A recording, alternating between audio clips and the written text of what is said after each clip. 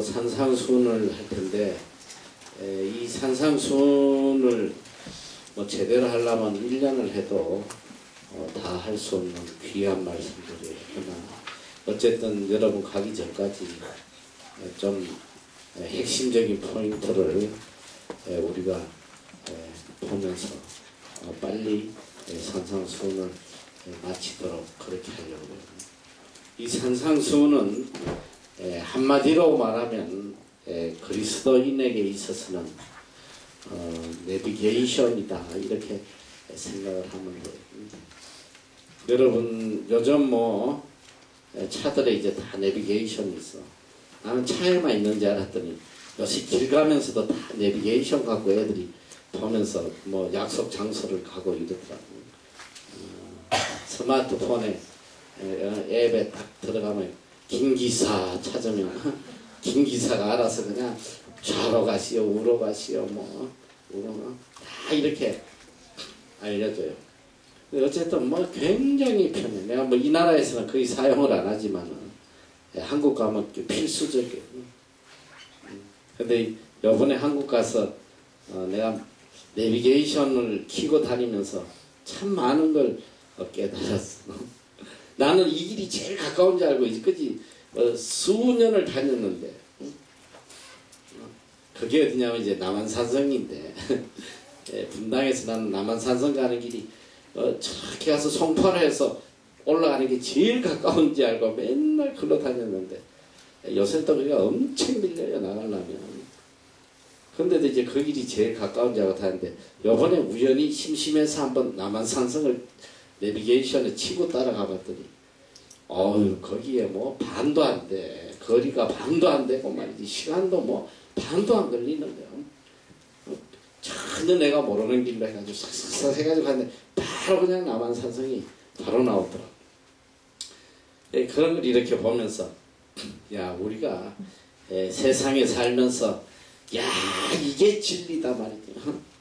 내 지식과 내 생각으로 이게 진리라고 우기고 갔는데 나중에 보면 헛길을 또 아니면 아주 잘못된 길로 돌아오는 경우도 있어요. 뭐 물론 이제 목적지에 딱 오면 괜찮은데 목적지가 아닌 대로 갈 수도 있단 말이죠. 그래서 지금 내가 제일 안타까운 게 뭐냐면 내 자신이 이제 굉장히 회의를 많이 가져요. 도대체 이걸 어떻게 해야 되나? 우리가 어떻게 믿어야지 예수를 바로 믿나? 제가 신학교 가서 제일 실망한 게 뭐냐면 이 조직신학이라는 게 있습니다.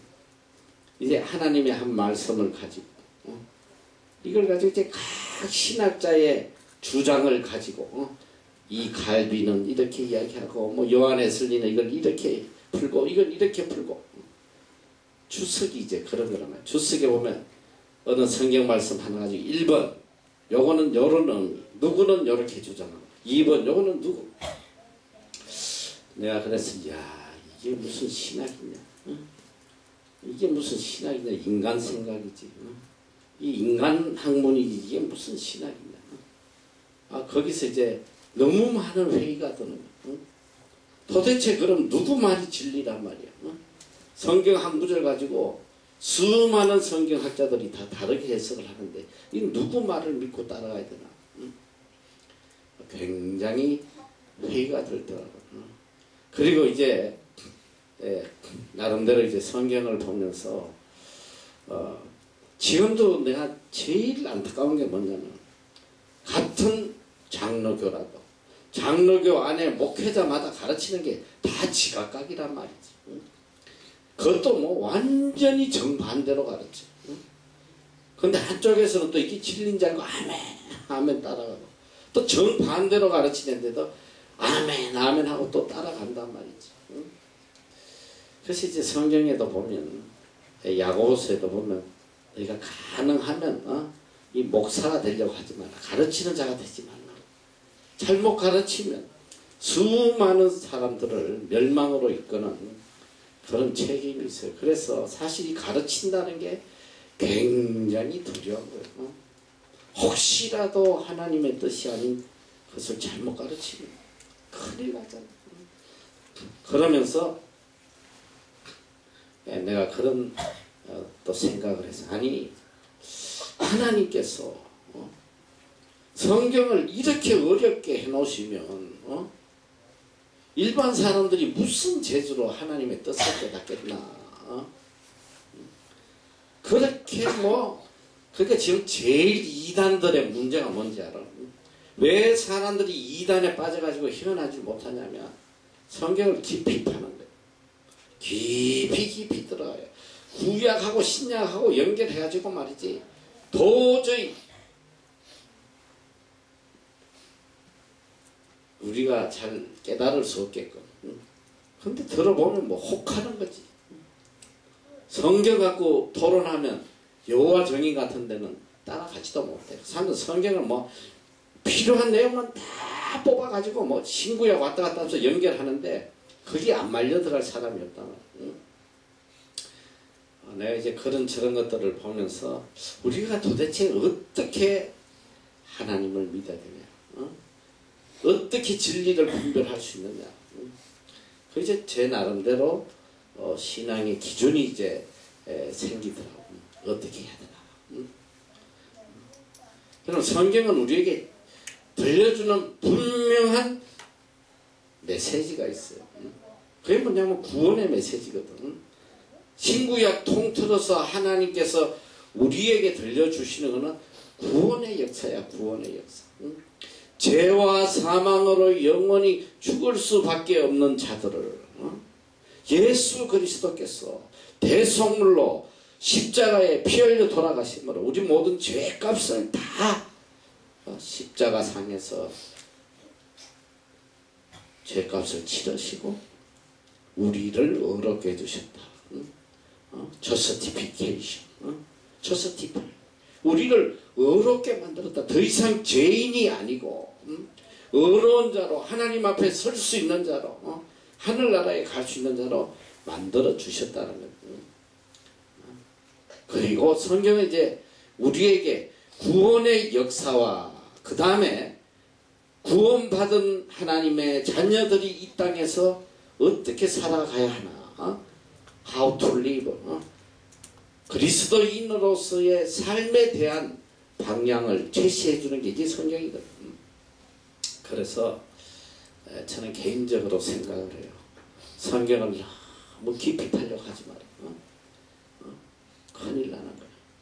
성경을 이렇게 깊이 한 절을 가지고 하루 종일 묵상하는 거, 그거 굉장히 좋은 건데, 그 묵상을 그 말씀 그 자체로만 묵상해야지, 자꾸 그 속에 숨은 의미가 뭘까, 행간의 뜻이 뭘까, 그걸 자꾸 묵상하다 보면 2단 3단이 돼버려. 큰일 나는 거야. 그리고 성경 말씀 깊이 판다, 진리 판다, 이런 데 쫓아다니다가는 거의가 2단 돼버려. 헤어나오질 못해요. 그리고 악령이 한번 딱 사로잡으면 때려 죽어도 못 고쳐. 그게 진리야. 그게 죽으라 그래도 죽어야 돼. 얼마나 무서운지 몰라. 그래서 저는 그렇게 이야기해요. 여러분이 성경은 성경 액면 그대로 받아들이면 돼. 그래서 이렇게 한 구절을 가지고 맨날 며칠 묵상하는 것보다 이제 저는 개인적으로 그래요. 성경을 읽으란 말이에요. 계속 매일매일 읽다 보면 어느 순간에 어느 말씀이 내 마음에 딱 박혀. 그 진리가 박히면 깨달음이 오고 성령의 역사가 나타나요.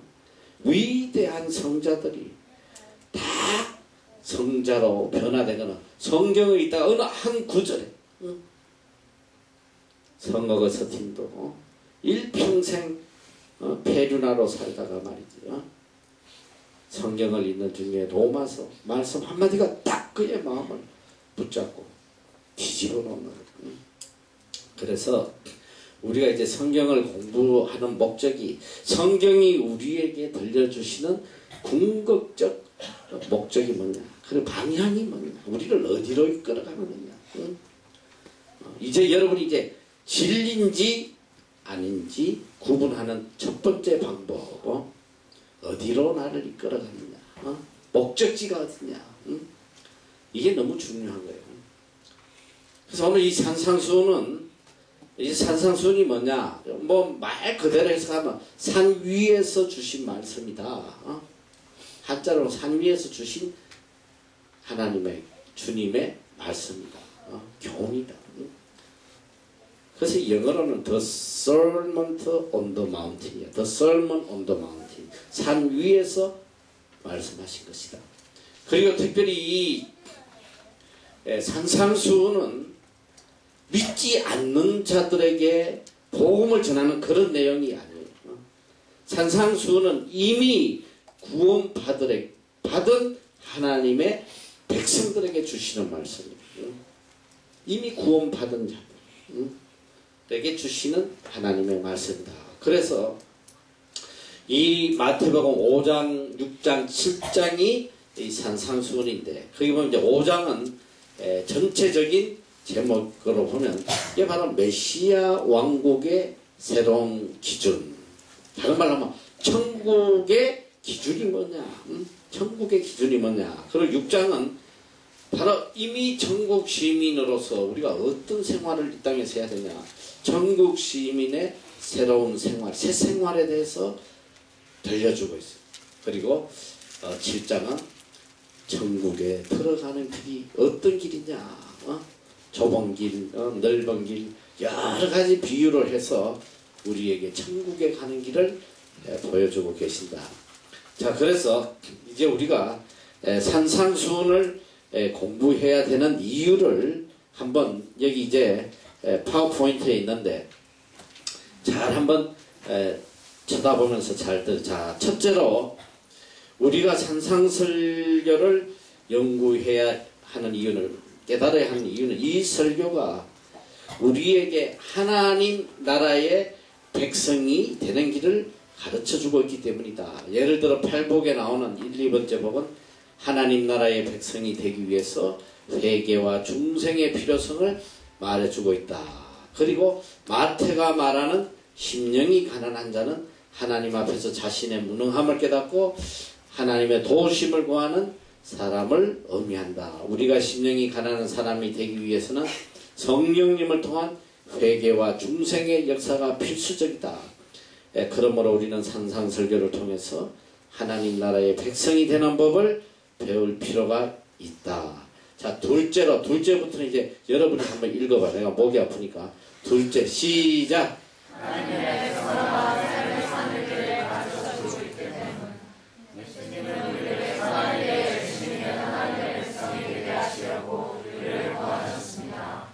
가운데 계시하여 자신을 주시는 모든 불법에서 우리를 구하시고 우리를 깨끗하게 하사 선한 일에 열심하는 신 백성이 되게 하려 하시며 예수님을 믿고 하나님 나라의 백성이 된 사람들은 하나님 나라의 백성다운 삶을 살기 위해 산상수훈을 연구할 필요가 있음. 또한 산상수훈은 곳곳에서 하나님 나라의 백성답게 사는 법을 설명함. 그러므로 우리가 하나님 나라의 백성다운 거룩한 삶을 살기 위해서 산상수훈을 깊이 연구할 필요가 있음. 끝났어? 어디 몇 번째까지 한 거야? 두 번째? 셋째? 산상수훈을 믿고 실천함으로 신의 성품에 참여하는 축복을 경험할 수 있기 때문 산상수훈은 구체적으로 성도들이 하나님을 닮아 사랑의 삶을 사는 법을 가르쳐준 하나님의 성품에 참여하는 축복을 체험하기 위해서 산상수훈의 가르침을 연구하고 실천할 필요가 있음. 우리가 이 설교의 가르침을 실천하며 성수에서 성령의 능력으로 하나님과 교제하는 삶을 체험하게 되어 있음. 그러므로 우리는 하나님의 성품에 참여하기 위해서 산상수훈을 깊이 묵상하고 그것을 실천하는 일에 시간과 관심을 투자할 필요가 있음. 넷째, 산상수훈을 연구하고 실천하는 일이 세상에 하나님의 영광을 나타내고 복음을 전하는 효과적인 방법이 될 수 있기 때문 오늘날 세상은 예수님의 명령을 실천하지 않는 이기적이고 부도덕한 기독교인들로 인해 실망하고 있음. 하나님의 자녀들이 성령님의 능력으로 산상수훈의 가르침을 실천하며 세상에 강력한 영향력을 줄 수 있음. 지금 세상은 예수님의 뜻을 실천하며 하나님의 영광을 세상에 나타내 경건한 기독교인들을 필요로 함. 산상수훈은 기독교인들이 세상의 소금과 빛으로 살아가는 길을 잘 보여줌. 성도들의 선한 삶은 성도들이 세상에 하나님의 영광을 나타내고 또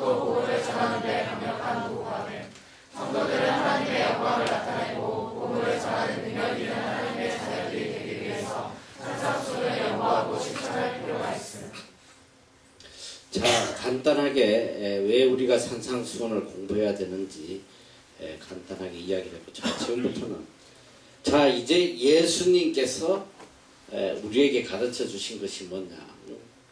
어떻게 보면 이 산상수훈은 예수님 3년 공생애의 모든 가르침의 요약이라고 생각하면 돼요.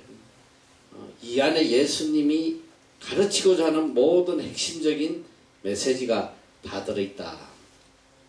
자, 일단 우리가 그리스도인으로서 하나님의 자녀로서 이 땅에서 신앙생활하는 이유가 뭐냐. 이제 이걸 분명히 알아야 돼요. 자, 오늘 여러분의 시민권은 어디야? What is your citizenship? 뭐예요?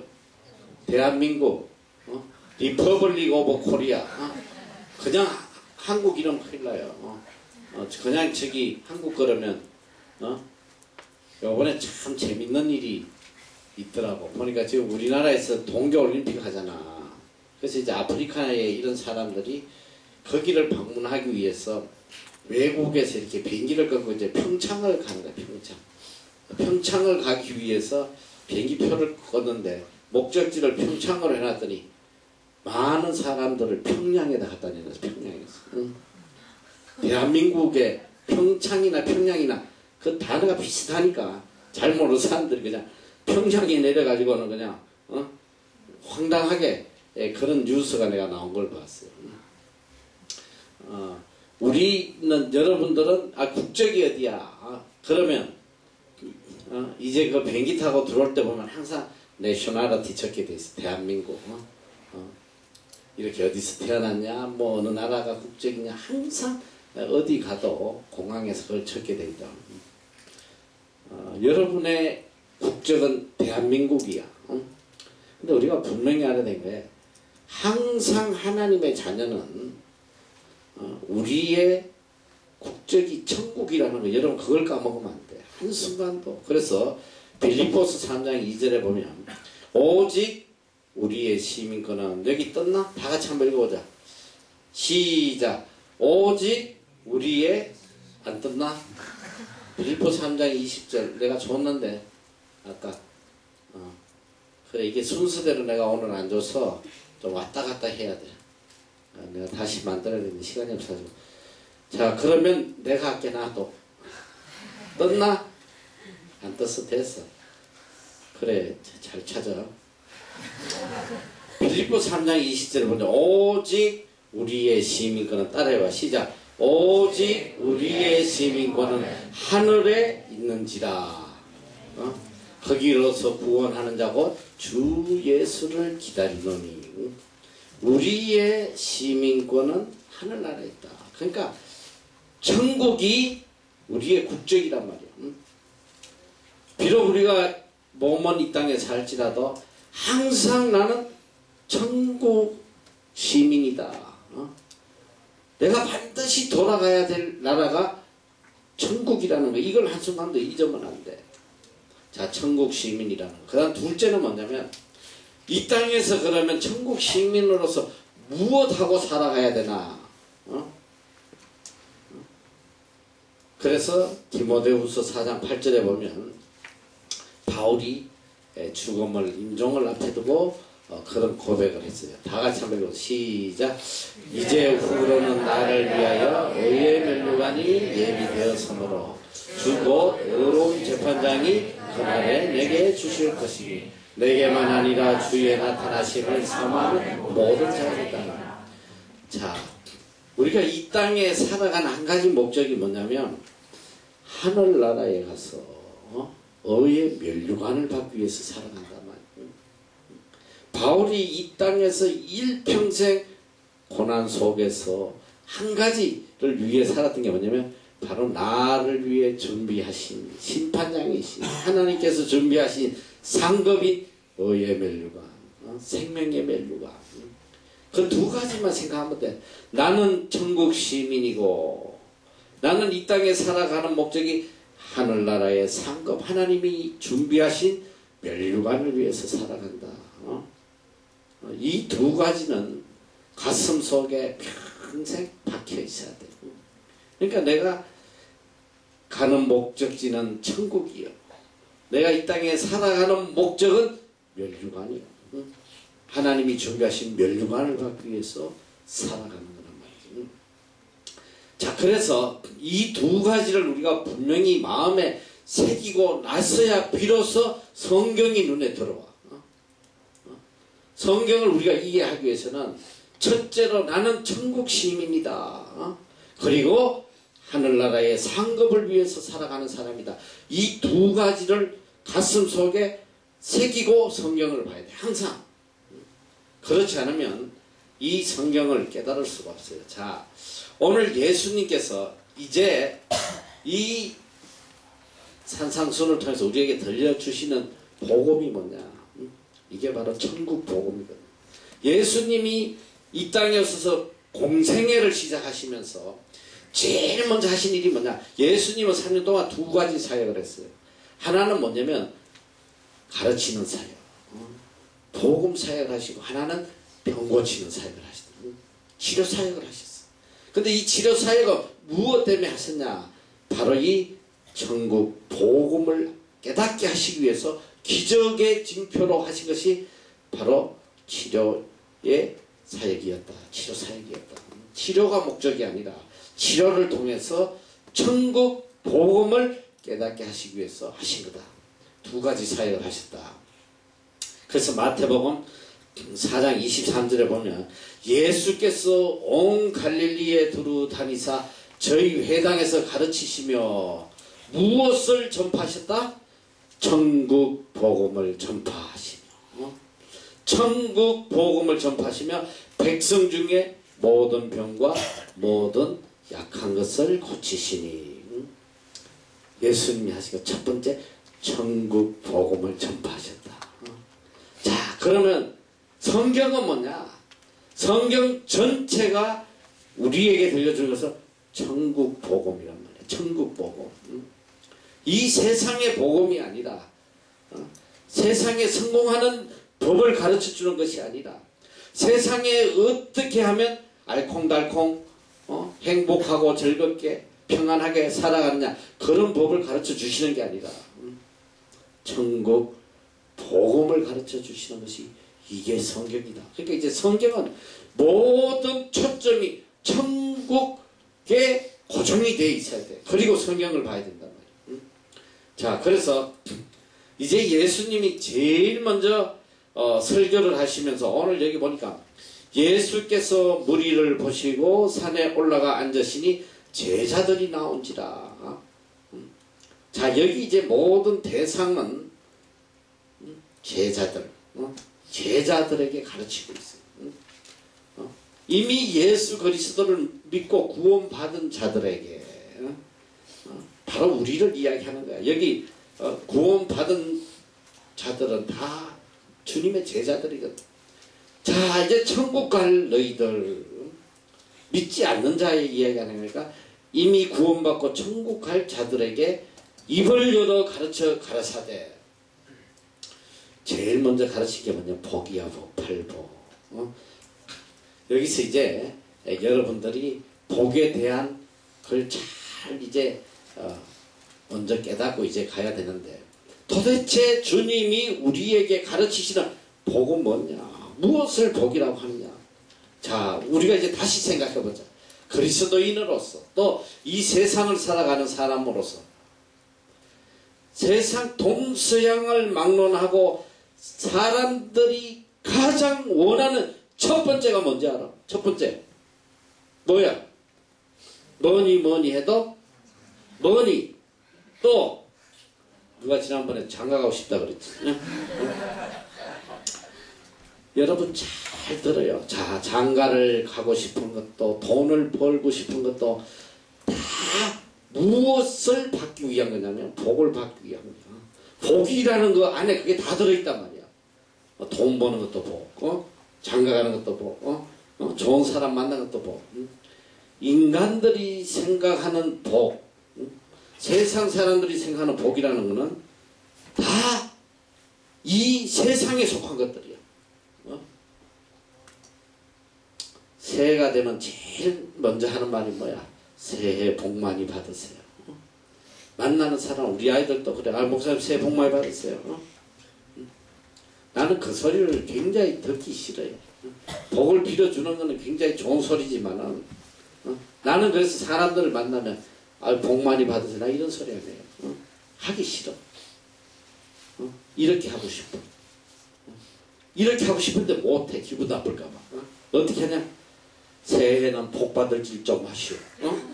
새해는 좀 복 받을 줄 좀 하고 사시오. 이런 말을 하고 싶어.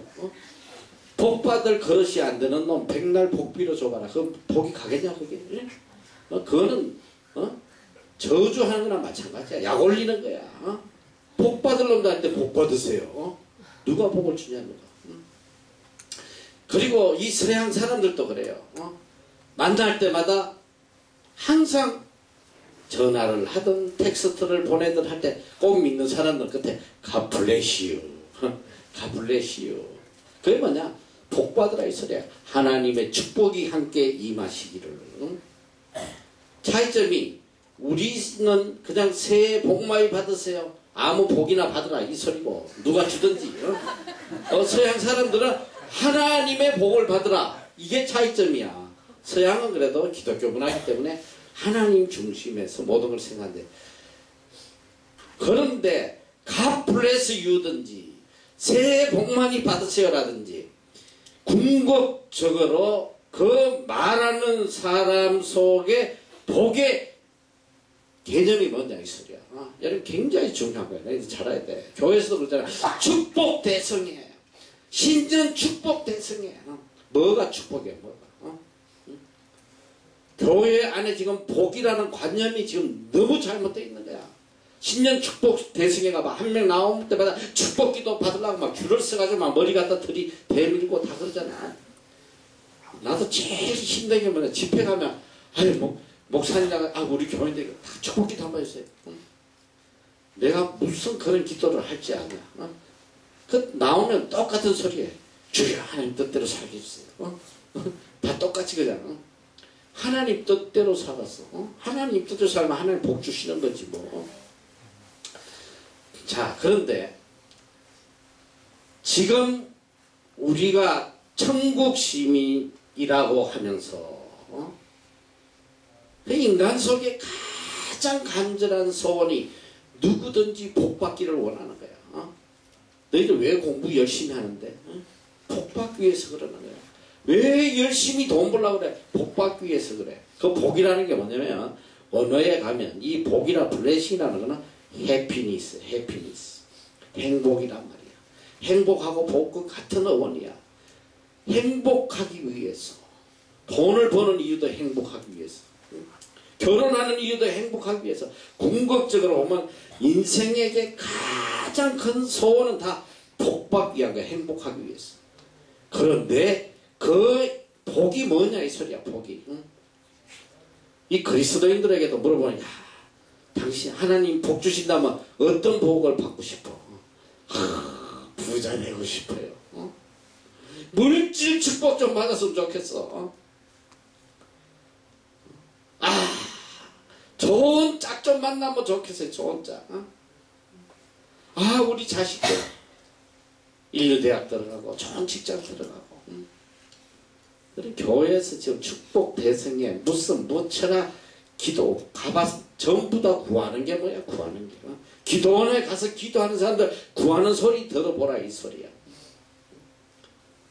전부 다 이 세상의 것을 구하고 있다.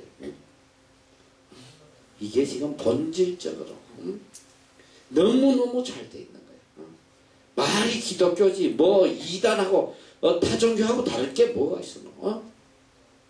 그런 세상의 복만을 구한다면 이건 기독교가 아니라 있어. 이런 기독교지. 불교하고 다를 게 뭐 있어 너. 불교 절에 가봐 맨날 이거 연불 외우고 말이지. 뭐 3,000배니 몇천 배니 구부렸다 피웠다 뭐 다 줘가면서 뭘 구하는 거야. 다 세상 복을. 어떤 종교든지 그들이 추구하는 건 다 이 세상의 복이거든. 만약에 기독교가 동일하게 그 사람들처럼 이 세상의 복만을 구한다면 이거는 그들 종교와 다를 바가 하나도 없어. 그래서 주님이 제일 먼저 복에 대해서 이야기합니다. 너희들이 이제 천국 시민으로서 너희들이 복 있는 자가 돼야 돼. 복 있는 자. 복 있는 자가 돼야 돼. 어떤 자가 복 있는 자인지 알아? 지금부터 내가 팔복에 대해서 알려줄게. 그리스도인이 이 땅에서 누려야 할 8가지 복에 대해서 알려줄 테니까 잘 들어. 지금 이 예수님이 제자들을 불러놓고 복에 대해서 이야기하시는 복에. 여러분이 이걸 내 인생의 가장 큰 축복으로 생각하지 않으면 평생 헛된 믿음으로 살다 가는 거예요. 타종교나 다름 하나도 샤머니즘적인. 오늘 기독교가 왜 문제냐? 샤머니즘화 됐다나. 샤머니즘. 완전 샤머니즘화 돼버렸어. 지금에서 제일 지탄받는 게 뭐냐? 번영주의. 축복주의.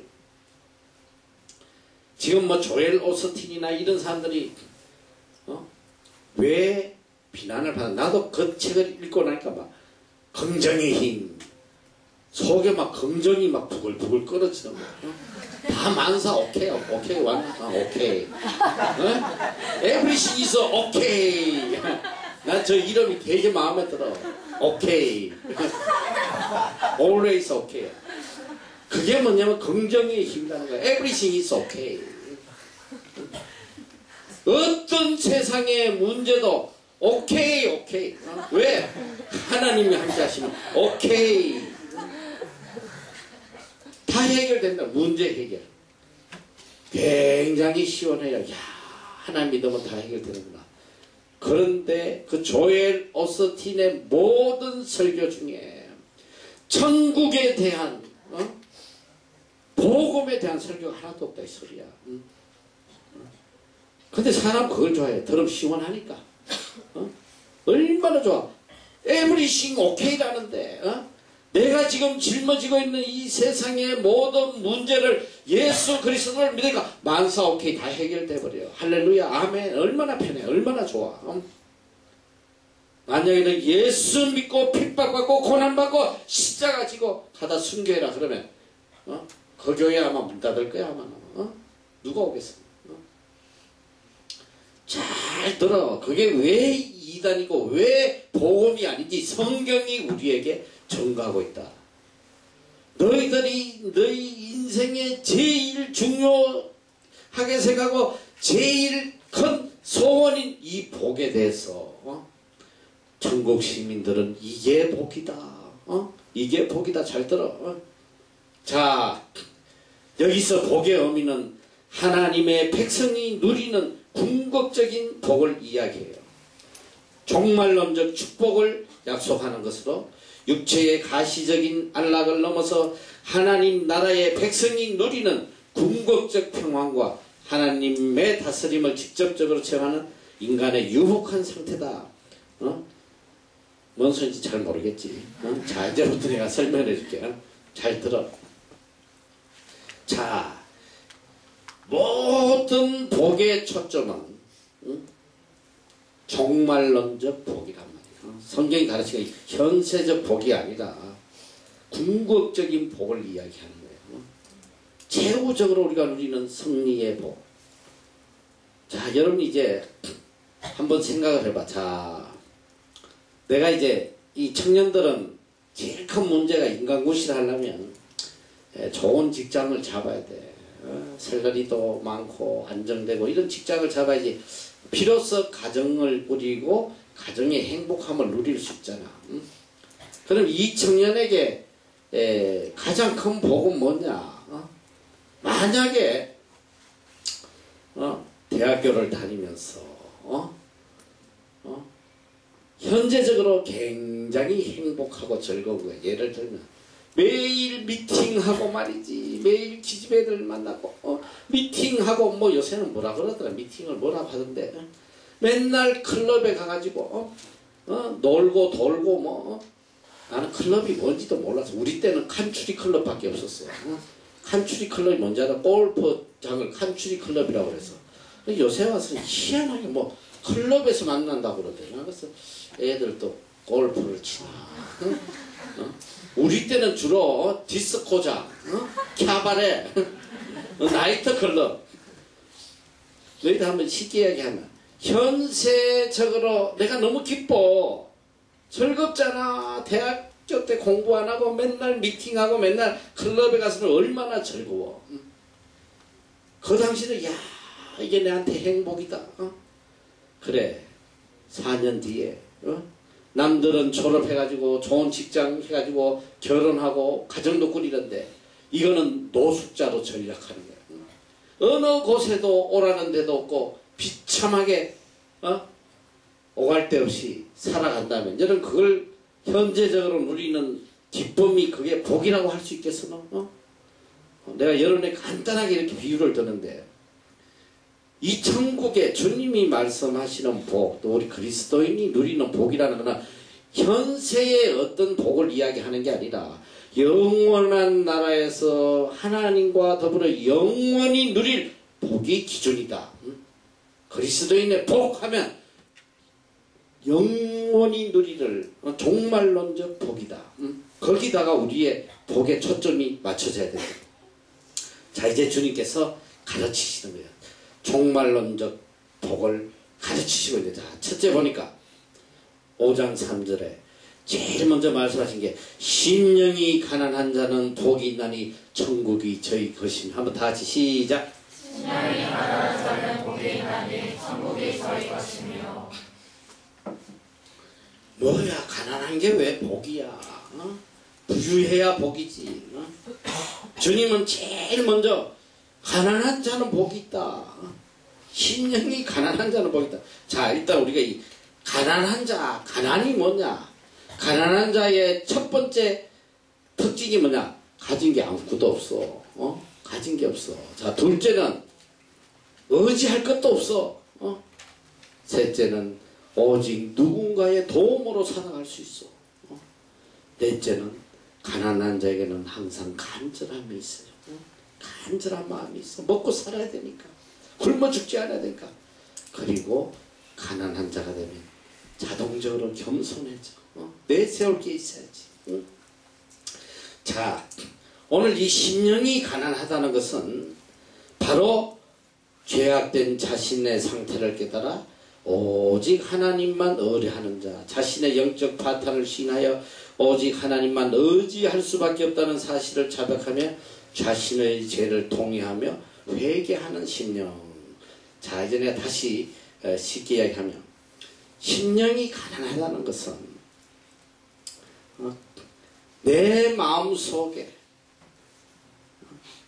나를 드러낼 것이 일단 하나도 없는 거야. 내가 늘 이야기하지만 I am nothing. 예수님께서 자기를 nothing으로 만들었어. 종의 형체를 가지고 오셨다고 필리포 2장에 말씀하셨죠. 심령이 가난한 건 내 심령이 텅텅 비어 있는 거야. 아무것도 차지 않고 그저 내 힘과 능력과 지혜와 내 계획과 내 그 어떤 것도 하나도 없는, 내가 의지할 것이 하나도 없는 깨끗한 심령, 가난한 심령을 이야기하는 거야. 그 심령은 뭐냐? 자랑할 것도 없고 의지할 것도 없고 오직 하나님의 도움 없이는 나는 한순간도 살아갈 수 없다는 걸 깨닫는 그런 심령을 의미하는 거야. 세상에 아무것도 차지 않는 그런 심령. 자, 그 다음에 둘째로 이 심령이 가난하다는 것은 자신이 죄인이라는 걸 깨달아요. 겸손할 수밖에 없는 거야. 주님의 은혜가 아니면 죄와 사망으로 죽을 수밖에 없는 그런 죄악된 자신을 깨닫는 그런 마음이 가난한 심령이에요. 얼마나 우리가 죄인이야. 로마서 3장 27절에 There is no one righteous, not even. 의인은 없나니 하나도 없어. 다 죄인이야. 이 자신이 죄인이라고 깨닫고 나는 하나님의 은혜가 없이는 한순간도 살아갈 수 없는 존재임을 깨닫고 이런 자들에게 하나님의 주시는 축복이 뭐냐? 이런 자는 복이 있다. 심령이 가난한 자는 복이 있다. 근데 이들에게 주시는 천국이 저희 것이며. 자, 이 다른 말로 하면 심령이 가난한 자만이 누릴 수 있는 곳이 천국이다 이 소리야. 심령이 가난하지 않으면 절대로 복음이 들어가지 않아. 그리고 천국을 누릴 수도 없어. 내 심령이 너무 부유해. 가득 차 있어. 오만과 자신감과 교만함과 내 능력, 내 힘. 너 그런 인간들 얼마나 많이 봤어. 우리 어릴 때 전도하고 이러는 말이지. 그런 소리 차지. 예수를 믿으려면 내 주먹을 믿으라. 이따위 소리하고 앉아있고. 너희 하나님이 복을 주시려거든 양복을 한 벌 주시게 해라. 그때 양복이 귀하니까. 헛소리 삑삑하고 핍박하는 놈들이 그렇게 많아요. 얼마나 심령이 교만한지. 심령이 너무너무 부여해. 지 자신의 교만함으로 꽉 차 있고 지 자신이 최고임을 깨닫고 있고 말이지. 심령이 가난한 자는 하나님을 의지하지 않고는 살아갈 수 없는 죄인임을 고백하는 그런 깨끗한 심령이야. 자, 근데 이게 놀라운 게 뭐냐? 이 팔복은 이 8가지 복이 다 따로 되는 게 아니라 다 연결이 돼 있어. 심령이 가난하면 그 다음에 어떻게 되느냐? 애통하는 자가 되는데, 자기 심령이 가난한 자에 대해서 이사야 61장 1절에는 이렇게 말씀을 하고 있어요. 주 여호와의 신이 내게 임하였으니 이는 여호와께서 내게 기름을 부어사 가난한 자에게 아름다운 소식을 전하게 하려 하십니다. 자, 이 아름다운 소식이 뭐야? 복음이잖아. 복음은 누구에게 전해진다? 가난한 자에게. 가난한 자에게 복음이 전해진단 말이에요. 심령이 가난한 자. 여러분 그냥 물질적인 가난한 자로 생각한다면 예, 가난하면서도 하나님을 배척하고 가난하면서도 심령이 부유한 사람들이 얼마나 많은지 알아. 아무도 가진 게 없는 게 그냥 마음은 막 부자야. 세상에 욕망으로 가득 차 있어. 여기서 심령이 가난하다는 것은 이 가난한 자는 우리 심령이 가난한 자. 자기가 아무것도 아니라고 죄인이라고 깨닫는 자에게 복음을 전하게 하려 하신다. 4절에 보면 애통하는 자는 복이 있나니. 자, 누가 애통할 수 있냐? 이 애통할 수 있는 자는 심령이 가난한 자만 할 수 있는 거예요. 심령이 부유한 자는 절대로 애통을 못해요. 내가 죄인이고 하나님의 은혜가 없이는 살아갈 수 없는 자임을 깨닫는 그런 가난한 심령이 가난한 자만이 애통할 수 있다. 가슴을 쥐어뜯고 회개할 수 있어요. 이 애통하는 자는 이렇게 표현이 돼. 회개하는 마음이다. 죄악된 인간의 타락한 실상에 대해 영적으로 슬퍼하는 자다. 자신과 타인의 죄에 탄식하는 마음이다. 인간과 하나님 사이를 갈라 놓은 불의에 대한 애통이며 자기 의에 대한 애통이다. 쉽게 이야기하면 뭐냐면 이 애통하는 사람은 회개하는 사람이에요. 가슴을 쥐어뜯고 자기가 죄인됨을 고백하고 회개하는. 참, 이 우리 어릴 때는 말이지 교회가 다 이 애통하는 자밖에 없었어. 교회 가보면 이 저녁마다 이렇게 기도회가 있어서 어머니 따라 어릴 때 가보면 전부 다 가슴을 치면서 다 통곡을 해. 통곡. 그 소리가 그냥 내가 죄인이라는 거야. 주님, 제가 죄인입니다. 그렇게 찢어지게 가난하게 살면서 그렇게 집안에 많은 문제들을 갖고 있으면서도 그 당시에 성도들은 자기의 어떤 세상의 문제를 해결하기 위해서 가슴을 치는 게 아니라 다 죄의 문제를 가지고 주님 제가 죄인입니다. 주님이 저 죄 때문에 돌아가셨습니다. 이러면서 밤새도록 애통하며 회개하는, 교회 가면 다 그런 사람만 볼 수 있다. 요새 교회에서 나는 애통하는 사람을 하나도 못 봐서 하나도. 누가 가슴 치면서 기도하는 사람이 요새 어디 있어? 하나도 못 봤어요. 성경은, 주님은 말씀하시는 거야. 애통하는 자가 복이 있다. 주님이 복음 전파하시면서 제일 먼저 하신 말씀이 뭔지 알아? 회개해라, 천국이 가까웠다. Repent yourself. The kingdom of God is near. 회개해라, 천국이 가까웠다. 주님이 우리에게 제일 먼저 가르치신 게 뭐냐? 회개하라. 이게 뭐냐? 애통하라는 거야. 애통. 너희 죄악을 가지고 애통해라. 여러분이 애통할 수 있는 사람은 등 따시고 배부르고 부족함이 없는 이런 사람은 애통이 안 나. 잘 먹고 잘 사는데 무엇 때문에 애통이 나오겠어? 애통하는 사람의 특징이 뭔지 알아? 아픔이 있는 사람이야. 마음에 아픔이 있어. 무엇 때문에 아프냐? 죄의 고통 때문에. 죄악의 고통을 느끼면서 견디지 못한 아파하는 마음이 있을 때 애통하는 거예요. 자, 하나님의 자녀와 믿지 않은 사람의 특징이 뭔지 알아? 하나님의 택한 자들은, 구원받은 자들은 죄짓권 아니야. 내 속에 죄가 들어오면 아프기 시작해요.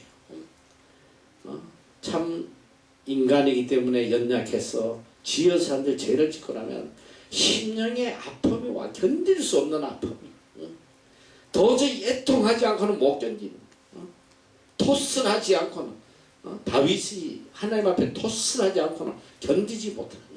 내 속에 있는 모든 죄악을 하나님 앞에 애통하면서 회개하지 않고는 견딜 수 없는. 이게 하나님의 자녀라는 거지. 애통할 수 있는 자. 이게 복된 자예요. 그래서 시편 34장 18절에도 보면 여호와는 마음이 상한 자에게 가까이 하시고, 마음이 상한 자가 바로 애통하는 사람이란 말이에요. 중심에 통해하는 자를 구원하시도다. 애통하고 자복하고 통해하는 자에게 함께 하시고 구원해 주신다. 그리고 시편 51절 17절 한번 다 같이 한번 읽어보자. 시작. 하나님이 구하시는 제사는 상한 신앙이라. 하나님이 상하고 통해하는 마음을 주께서 멸치시리라. 하나님이 원하시는 제사, 바로 애통하는 제사, 애통하는 심령이에요. 자복하고 통해하는 이 심령을 하나님이 원하신다 말이지. 이 애통하는 자, 심령이 가난한 자만이 애통할 수 있다. 이 애통하고 나면 뭐가 오냐? 위로를 받을 것이다. 위로는 뭐냐? 하나님이 함께 하시고 나와 동거하시는 하나님의 사랑의 행위, 이게 위로야. 그래서 하나님은 위로의 하나님이라고 그래요. 위로의 하나님이다. 고린도후서에 하나님 위로의 하나님이시다. 위로는 회개하는 자에게만, 애통하는 자에게만 내려주시는 하나님의 복이라는 거야. 하나님의 복. 현재와 내세의 위로, 영원한 위로. 하나님은 우리에게 영원한 위로자가 되시겠다고 약속하셨거든. 그래서 요한계시록 7장 17절에 보면 이는 보좌 가운데 계신 어린 양이 저희 목자가 되사 생명수 샘으로 인도하시고 하나님께서 저희 눈에서 모든 눈물을 씻어 주실 것입니다. 그리고 계시록 2장 14절에 놀라운 말씀이에요. 모든 눈물을 그 눈에서 씻기심에 다시 사망이 없고 애통하는 것이나 곡하는 것이나 아픈 것이 다시 있지 아니하리니 처음 것들이 다 지나갔습니다. 그럼 천국이 뭐예요? 애통하는 자가 누릴 천국의 삶이 뭐냐? 더 이상 애통이 없는 거야. 아픔도 눈물도 슬픔도 괴로움도 다 씻어지고 이제 생명수 샘에서 흘러나오는 이 기쁨과 평안을 영원토록 누리는 거지. 오늘 그래서 우리 그리스도인의 가장 큰 축복, 가장 큰 소원이 뭐냐? 하늘나라 가는 거야. 하늘나라. 사실 세상 사람들은 죽으면 그게 가장 슬픈 일이지만 사실 그리스도인은 하늘나라 가는 것보다 더 큰 축복이 없어. 제일 큰 축복이야. 자, 지금부터 질문 하나 할까요? 자, 지금 당장이라도 하나님 부르시면 천국 가고 싶은 사람 손 들어봐. 이게 안 올라오잖아, 이거. 올라오는 것도 겨우 요만큼 올라오고 말이지. 아예 안 올리고 또 누가 올리나. 이거. 내가 이걸 분석을 해봤더니 이 천국 가고 싶은 사람이 두 가지 유형이 있어. 하나는 천국을 너무너무 사모하는 거야. 우리 한국의 그 목사님 성함이 갑자기 생각. 이분은 일평생 주님 재림하실 그날만 기다리고 산 사람이야. 천국에 들려 올라가는 거. 그러니까 그냥 구름만 하늘에 뜯어 주님 오시나. 주님이 재림하시나. 일평생 주님의 재림을 기대하고 산 그런 분이 있어. 근데 요새 이제 그런 분은 조금 찾기 어렵고, 내가 볼 때는 그래. 대부분 천국 가고 싶다 손드는 게 뭐냐? 세상 사는 게 너무 괴로웠어. 이 괴로운 빨 좀 다 벗어버리고 하늘나라 가고 싶다. 그런데 내가 가만 생각해보니까 이 두 가지 다 아름다운 거야. 처음에는 그건 별로 안 아름다워 보이는데 가만 생각하니까 그것도 아름다운 거야. 왜 그러냐? 이 세상에 근심, 걱정, 고통, 하루속히 아버지 집으로 가고 싶은 마음, 그게 바로 탕자의 마음이거든. 누가복음 15장에 그 탕자가 비록 그렇게 죄악을 행하고 아버지한테 악을 행하고 모든 것을 다 있고 나중에 지엄열매로 돼지 먹는 거 그냥 돼지가 꿀꿀거리면서 서로 뺏어 먹으려다 부닥치고 말이지. 얻어먹지도 못하고 죽게 되니까 아버지 집에 가서 종노릇이라도 해야 되겠다. 내 아버지 집에 가면 굶지는 않겠구나. 내 이 아픔, 고통, 슬픔 이걸 해결할 수 있는 유일한 곳이 아버지 집밖에 없구나. 그래서 모든 부끄러움과 수치를 무릅쓰고 아버지 집을 찾아가는 거야. 그때 아버지가 어떻게 했냐? 오는 걸 보고 귀샤대기를 한 대 올리면서 이 샤가지 없는 놈아, 그렇게 내가 가지 말라고 그러는데 가서 내 돈 다 어디다 탕진하고 이 샤가지 이 꼬라지로 이게 무한하냐 꺼져버려. 발로 차가지고 쫓아내버렸다면 이게 이야기가 달라지는 거예요.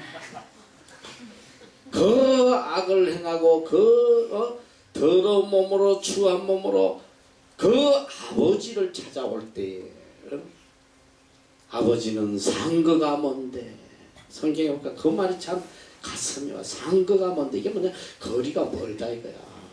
도저히 눈으로 저 사람이 누군지 확인할 수 없는 그런 먼 거리에서 오는 아들인데 그 꼬라지가 보통 꼬라지겠어. 알아볼 수 있겠어 너? 가까이 가도 못 알아봐 너. 노숙자가 내가 누더기란 누더기 다 걸치고 머리는 장발이 돼가지고 막 엉덩이까지 내려고 이도 안 닦고 수염도 안 자르고 그걸 어떻게 자기 아들인지 알겠어. 근데 성경에 보니까 상거가 뭔데 아버지가 그 아들이 오는 것을 보고 단번에 달려가서 이 이스라엘의 법에 절대로 남자는 달리면 안 돼. 발바닥을 보이면 큰일 난다고 그래요. 자기의 모든 체면과 위신을 다 벗어던지고 아들을 향해서 질주해가지고 그 냄새나고 더러운 아들을 붙잡고 입을 맞추기 시작합니다. 입을 맞췄다. 그게 이제 원해버 크리센드라는 단어인데 이거는 그냥 단순히 입을 한 번 맞추는 게 아니라 끝없이 맞추는 거. 계속 그냥 어린애 예쁘면 막 우리가 끝없이 막 뽀뽀하듯이 엄마가 애기 뽀뽀하죠. 끝없이 입을 맞추고 그 아들을 다시 아들의 권위를 회복시켜. 새 신발을 신기고 가락지를 끼우고 좋은 옷으로 갈아입히고 송아지를 잡고. 이게 아버지의 마음. 그래서 내가 이제 그 생각을 들어. 야, 우리가 다 그리스도인이라면 누구나 본향을 향해 가고 싶어하고 천국을 그리워한다. 나도 솔직한 이야기가 그거야. 좋고 막 행복하고 이럴 때 천국 가고 싶은 마음 별로 없어. 다 잘 돼가니까. 근데 내가 언제 제일 천국 가고 싶냐? 너무 힘들 때. 너무 지치고 피로하고 짓눌리고 할 때 그리운 내 고향 하늘나라. 하늘나라 가면 이런 이제 지침도 없고 눈물도 없고 아픔도 없을 텐데 그것도 좋은 거야. 당자가 아버지께로 가는 그런 마음. 적어도 하나님의 자녀로서 우리가 본향을 사모하는 마음이 있다는 그 자체가 귀한 거야. 괜찮아. 힘들어도 손들어. 한국 가고 천국 가고 싶냐 그러면 손 번쩍 들란 말이야. 예, 저 세상이 괴로웠어요. 괜찮아. 아버지는 다 기쁘게 받아주신다. 우리가 궁극적으로 바라는 게 뭐냐? 하나님의 영원한 위로거든. 영원한 위로.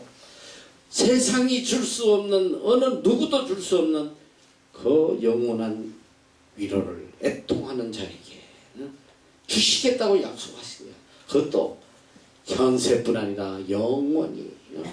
내 눈에 눈물을 씻기시고 더 이상 애통하지 않게 하시고 내 마음에 평안과 기쁨이 차고 넘치게 해주신다. 하나님의 약속. 이게 복이란 말이야. 애통하는 자는 복이 있나니 저희가 위로를 받을 것이고 너희가 받아야 될 복은 바로 이게 복이다. 너희의 죄악을 붙잡고 상한 심령을 가지고 하나님 앞에 자복통회하고 가슴을 쥐어뜯고 회개하는 그 마음이 바로 복이라는 거야. 복. 이게 복이야. 등 따시고 배부르고 그냥 죄악으로 가득 차고 교만으로 차가지고 띵띵거리고 자신을 누리고 사는 이게 복이 아니라 이게 죄악이라 이거야. 세상은 그냥 가질 거 다 가지고 돈과 명예와 부귀 다 가지고 떵떵거리고 그냥 부족함이 없이 살아가는 이걸 복이라고 하지만 성경은 내 죄악을 가지고 가슴을 찢고 통회하고 자복하는 이게 복이라는 게 이게 복. 이게 복이다. 이런 복된 자로 살아가는 거야. 그러면 하나님의 영원한 위로가 너희에게 있을 것이다. 이게 얼마나 큰 축복이에요. 그리고 5절에 보니까 온유한 자는 복이 있나니 저희가 땅을 기업으로 받을 것이며 온유한 자. 여기 보니까 타인에 대해서 관대하며 죄인에 대해서 회개의 때까지 인내하는 자, 즉 주님의 마음을 본받는 자, 적극적인 사랑으로 인하여 고통받고 그 고통을 오래 참음으로 인내하는 온화하고 부드러운 마음이다. 천국 시민으로서 지켜야 할 의의 규범이다. 너무 이해하기 힘든지 좀 길어서 잘 설명해. 온유한 자는 뭐냐? 첫째, 온유한 자는 참고 인내하는 자를 온유한 자라고 그러는데 첫째는 누구냐? 타인에 대해서 타인의 죄악과 타인의 잘못과 타인의 악한 행위에 대해서 끝까지 참고 기다려주는 이게 온유한 마음이고 자신에 대해서는 나에게 오는 어떤 고난도 기쁨으로 참아내는 이것이 온유한 사람이다.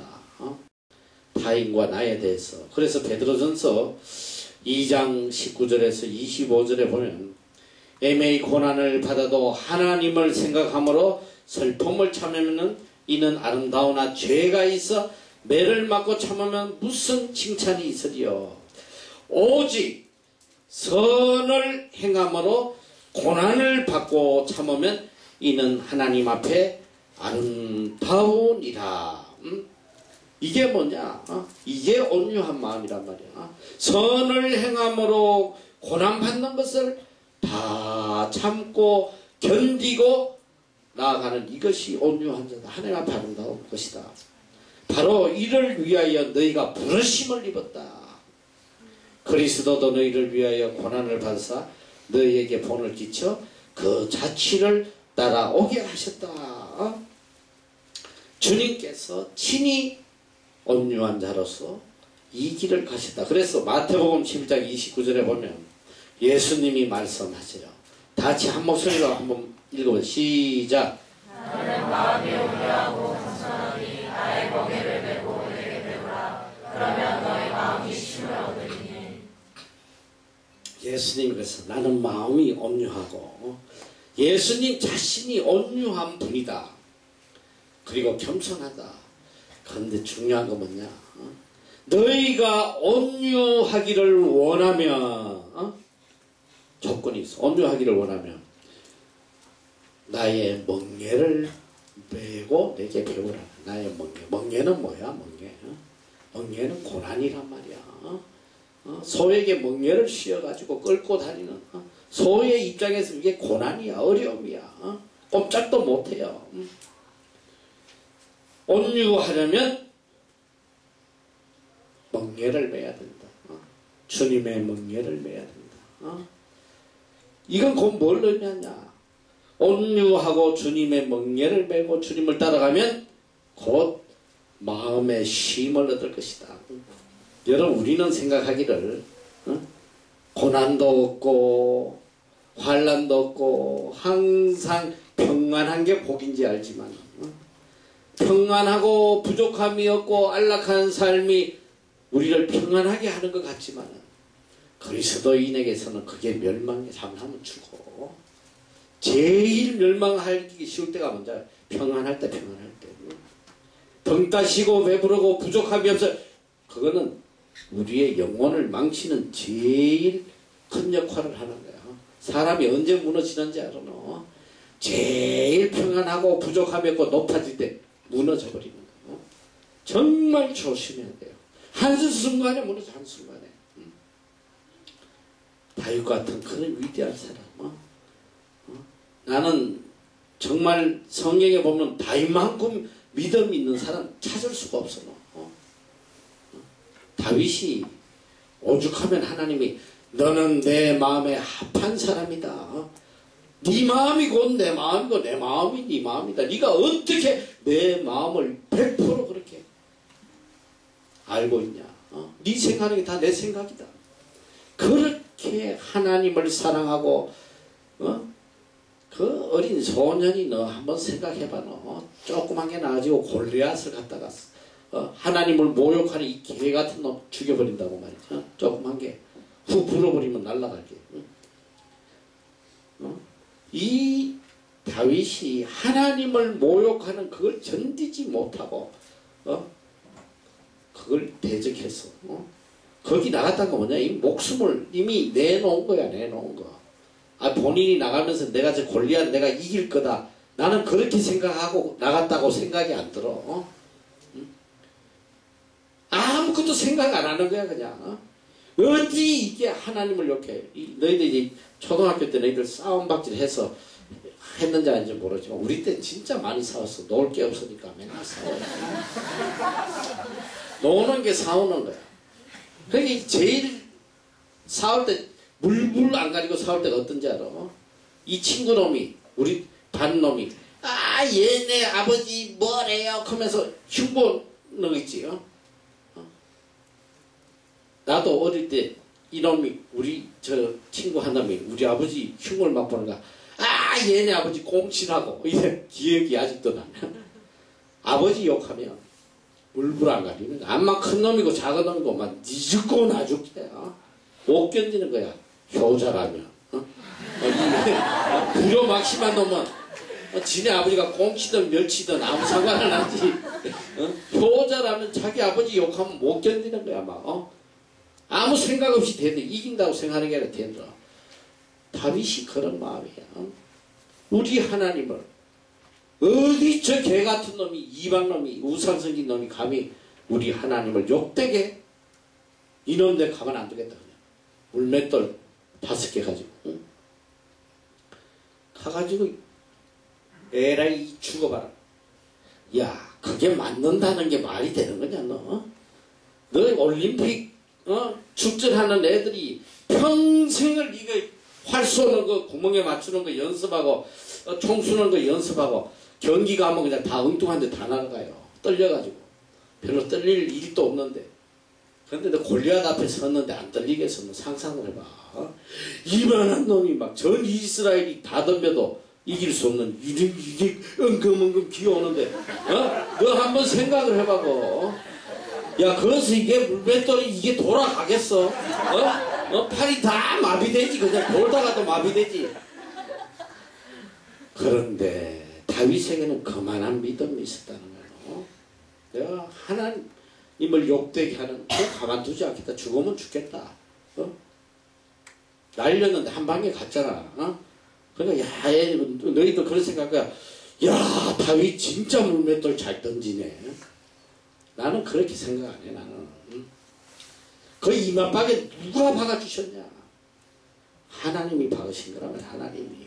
그 애가 뭐 얼마나 힘이 있어가지고 그게 한 방에 그냥 머리박에 탁 박히겠어. 하나님이 갖다 박아버린 거야. 그렇게 자기 생명보다도 하나님을 더 사랑하던 다윗이 인류 역사에 제일 악한 죄인이 됐다 이 소리야. 너희 상상이나 되겠어? 그렇게 하나님을 사랑하고 목숨을 내놓고 하나님의 말씀을 지키던 그 믿음의 사람이 어느 한순간에 갔다가 자기 충신의 아내를 빼앗고 그것도 모자라서 그 충신 자기를 위해서 전쟁터에 생명 걸고 싸우는 사람을 데려다가 교묘하게 죽이는 살인을 하는. 나는 남만 악해도 그렇게까지는 못할 것 같아. 얼마나 악하면 그런 짓을 하겠어. 그 아무나 할 수 있는 게 아니야. 내가 늘 그래요. 너희들 살인죄로 감옥에 있는 사람이나 이 바깥에 있는 성전하고 끄떡거리는 인간이나 내가 볼 때 종이 한 장 차이 아무것도 아니야. 똑같은 거야. 똑같아. 그저 하나님의 은혜로 살아가는 거지. 야, 너희 뭐 살인자가 뭐 악해서 살인자 된 줄 알아? 내가 보니까 이 대학생들 말이지 그냥 선후배 만나가지고 막 술 먹고 이빨 취했다가 후배가 조금 좀 불손하게 까분다고 한 방 쳤는데 그냥 죽어버려서 그런 거 되게 많아요. 그 평생 살인자로 감옥에 갇혀있는 애들이 있어. 아무것도 아니에요. 인간은 암만 선인이고 암만 악인이고 내가 볼 때 종이 한 장 차이야. 다만 하나님 은혜로 우리가 의롭게 살아가는 거지. 악한 소리 안 듣고 살아가는 거야. 오직 하나님의 은혜로. 여러분 잘 알아야 돼요. 그래서 우리는 정말 가장 조심해야 될 때가 언제냐. 다윗이 제일 태평성대를 누릴 때 악을 행했단 말이야. 영토를 넓히고 모든 군대들이 그냥 튼튼하고 말이지. 그러니까 할 일 없으니까 대낮에 낮잠 자다가 이 낮잠 함부로 자면 안 돼. 낮잠 자고 나서 어디 올라가냐면 옥상에 올라가가지고 거리다가 남의 여자를 쳐다보면 모욕하는 거야. 그러니까 절대 옥상에도 올라가면 안 돼. 자, 첫째 해서 이거 낮에 잠자면 안 되고 잠자고 난 뒤에 옥상 올라가면 큰일 나. 올라가지 마. 이게 인간이 말이지. 최고의 성자가 최고의 신앙인이 한순간에 최고의 죄인이 될 수 있다는 하나님의 은혜가 아니면 하나님이 안 지켜주시면 인간의 본성은 언제든지 죄악의 깊은 수렁으로 떨어지게 돼 있어. 여러분 잘 알아야 돼요. 그래서 주님이 나는 마음이 온유하고 겸손하다. 너희가 온유하려면 어떻게 해야 되냐. 내 멍에를 메고 따라와라. 내 멍에를. 주님이 지신 그 고난의 길을 쫓아와라는 거야. 그럼 그 고난의 길이 뭐냐.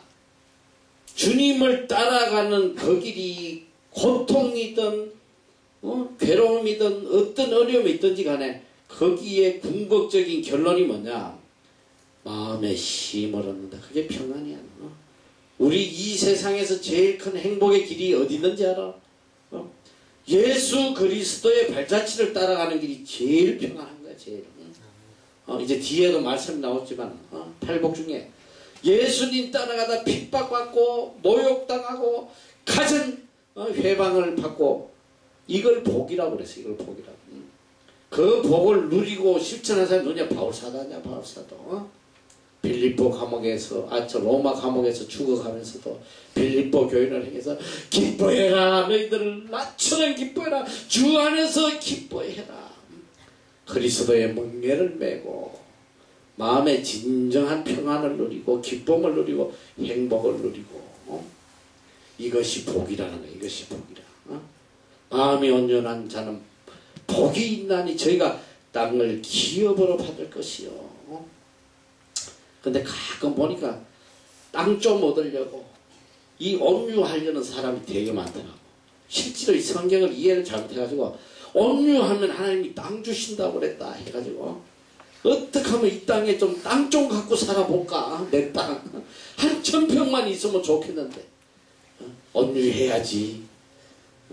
화가 막 이렇게 올라오다 안돼. 땅을 얻으려면 온유해야 돼. 실제로 그런 사람이 있다니까. 여러분 내가 그 이야기 했잖아. 서두에 이야기했지. 모든 예수님의 가르침 또 그리스도인의 모든 초점은 천국이란 말이야. 천국의 목적을 두고 성경을 보지 않으면 너희들 큰일 나는 거야. 이 땅에 지금 다 복부인 되는 거야. 복부인으로. 너희들 이 말씀 가지고 복부인 돼버려. 하나님께서 땅 주신다고 그래. 열심히 땅 사러 돌아다니는 이런 복부인 권사가 얼마나 많은지 알아? 내가 이야기했잖아. 어디에다가 자기의 목적을 두느냐에 따라 성경은 다 풀려. 그렇게 내가 이야기했지. 물장사는 성경 처음부터 그게 다 물로 푸는데 이건 막 기가 차더라고. 기가 차. 이야 이게 성경이 물성경이네. 기가 찬 거야. 다 맞아들어가. 다 성경 물이 얼마나 많이 나오는지 알아? 생명수 나오지. 막 그냥 영원히 목마르지 않는 생수를 주겠다고 그러지. 물장사가 그거다 다 비춰가지고 이 물 먹으면 영원히 목마르지 않고 막 장사한대. 그래서 그 물장사 엄청 많이 팔았어요. 청수기. 아니 이 땅 장사는 또 땅 가지고 이야기하면 성경에 또 땅 분배하는 게 얼마나 많이 나와. 가나안 땅에 들어가자마자 그냥 전쟁한 게 뭐냐. 땅 분배하냐. 땅 서로 많이 취득하려고. 성경은 코에 걸면 코에 걸면 귀에 걸면 귀에 어떤 주관을 가지고 성경을 보냐. 이단은 또 이단 입장으로 보면 다 풀리는 거야. 다 풀려. 다 이단 안 넘어갈 수가 없어. 너. 그러니까 성경의 해석의 모든 기준과 초점은 언제나 하늘나라야. 하늘나라. 천국 보고. 그래서 이 땅도 이 세상의 땅이 아니란 말이지. 마태복음에만 무려 땅이라는 단어가 45번이나 나와요. 이 땅은 바로 하나님의 약속의 땅을 이야기하는 거야. 시편 37편 11절에도 오직 온유한 자는 땅을 차지하며 풍부한 화평으로 절기리라. 여기도 또 이사야 66장 22절 나 여호와가 말하노라 나의 지열 새 하늘과 새 땅이 내 앞에 항상 있을 것 같이 너희 자손과 너희 이름이 항상 있으리라.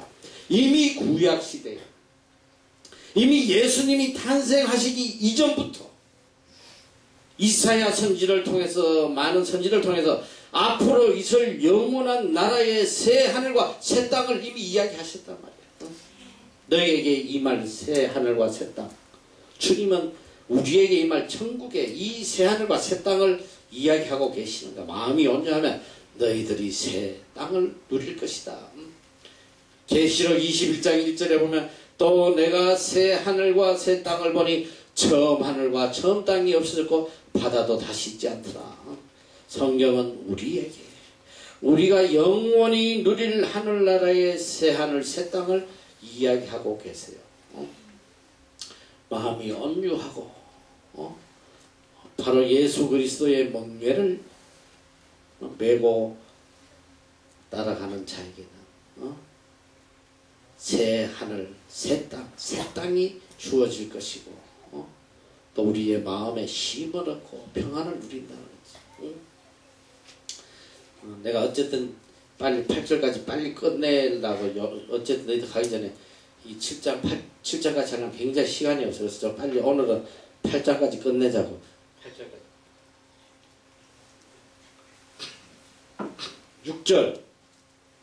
의에 줄이고 목마른 자는 복이 있나니 저희가 배부를 것이며. 근데 이제 여러분이 이 성경을 내가 지금 계속 이야기했던 심령이 가난한 자가 애통할 수 있고 애통하는 자만이 온유할 수 있고 온유한 자만이 의에 줄일 수 있다 이거야. 의에 줄이고 목마른 자는 복이 있나니 저희가 배부를 것이며. 의에 줄이고 목마른 자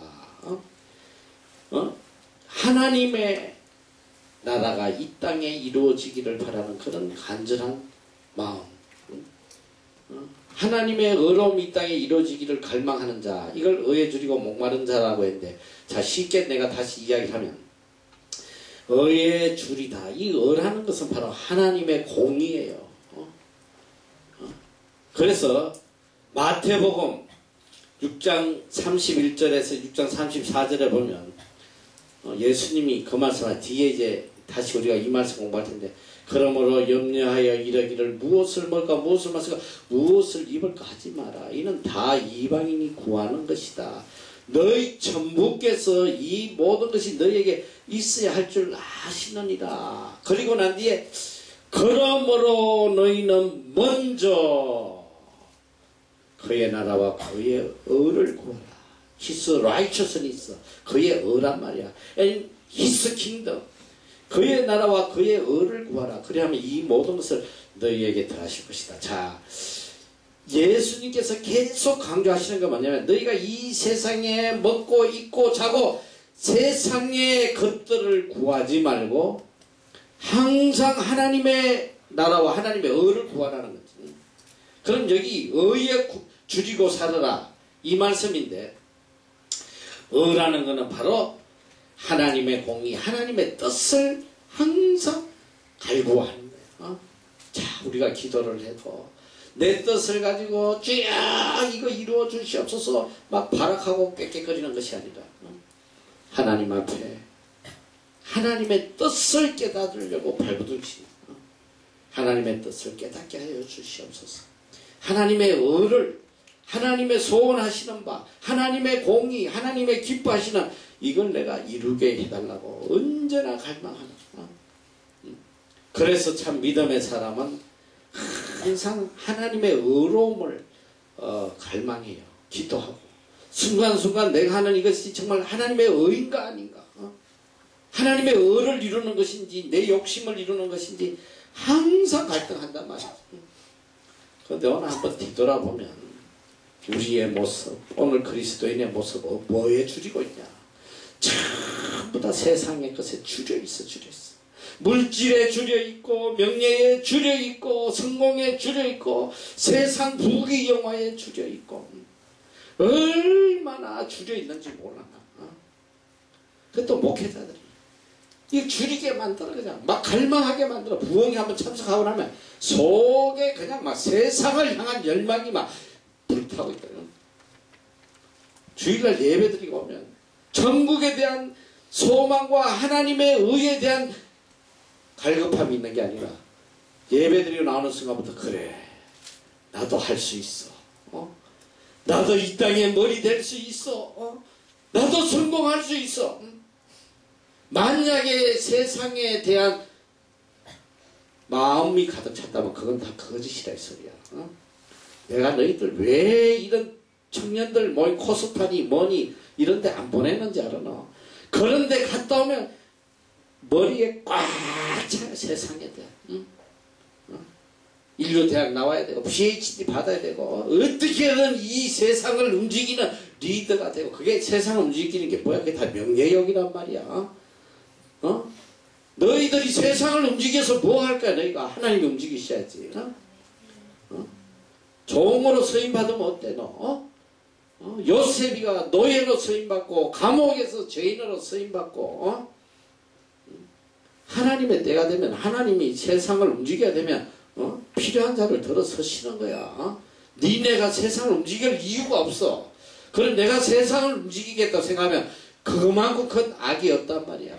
그건 하나님의 공의가 아니라 내 뜻을 이루려고 발악하는 거지. 응?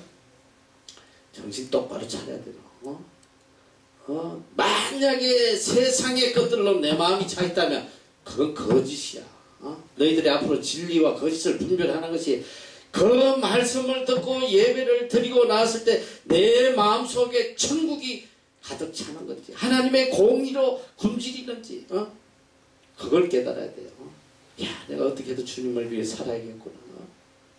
세상에 그 무엇보다도 주님을 위해 살아야겠구나.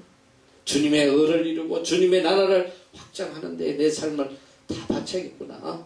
그런 마음이 든다면 그건 진리야. 자, 여기서 의에 줄이고 목마른 자. 여러분, 세상의 사람들은 전부 다 세상의 것에 줄여가지고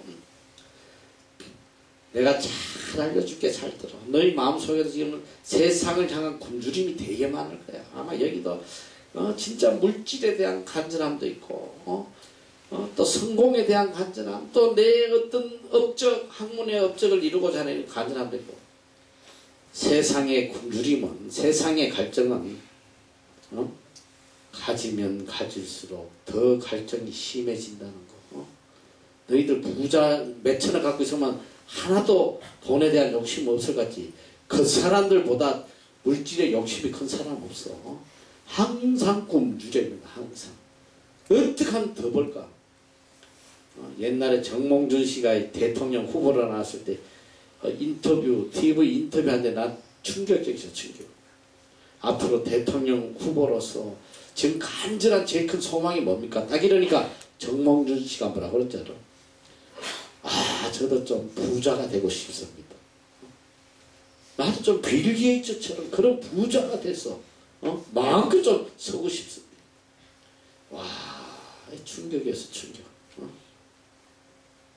수조 원을 갖고 있으면서 가난해가지고 말이지. 그래서 전도서 1장 7절에 모든 강물은 다 바다로 흐르되 바다를 채우지 못하며 어느 곳으로 흐르든지 그리로 연하여 흐른다. 강물이 끝없이 연하여 흘러도 절대로 바다를 못 채워. 너희들이 소원하는 세상의 모든 욕망을 계속 하나하나 이뤄가봐. 다 이뤘구나. 이 성취가 이젠 다 이루었노라. 죽을 때까지 그런 날은 오지 않아요. 계속 허기지고 계속 부족하고 계속 더 이루고 싶고 더 가지고 싶고 큰일 나는 거예요. 세상에 허망한 것에 굶주리지 말고. 그래서 예수님께서 요한복음 4장 14절에 보면 내가 주는 물을 먹는 자는 영원히 목마르지 아니하리니 나의 주는 물은 그 속에서 영생하도록 솟아나는 샘물이 되리라. 이 물이 뭐예요? 바로 성령이야. 성령으로 내가 너희들 성령을 보내주겠다. 성령 충만함을 받으면 영원히 목마르지 아니하고 영생하도록 솟아나는 샘물이 된다. 자, 시간이 없어서 자, 7번째, 긍휼히 여기는 자는 복이 있나니 저희가 긍휼히 여김을 받을 것이며. 긍휼히 여기는 자가 누구냐? 타인의 고통을 자기의 것으로 생각하고 고통을 같이 하는 사람이다.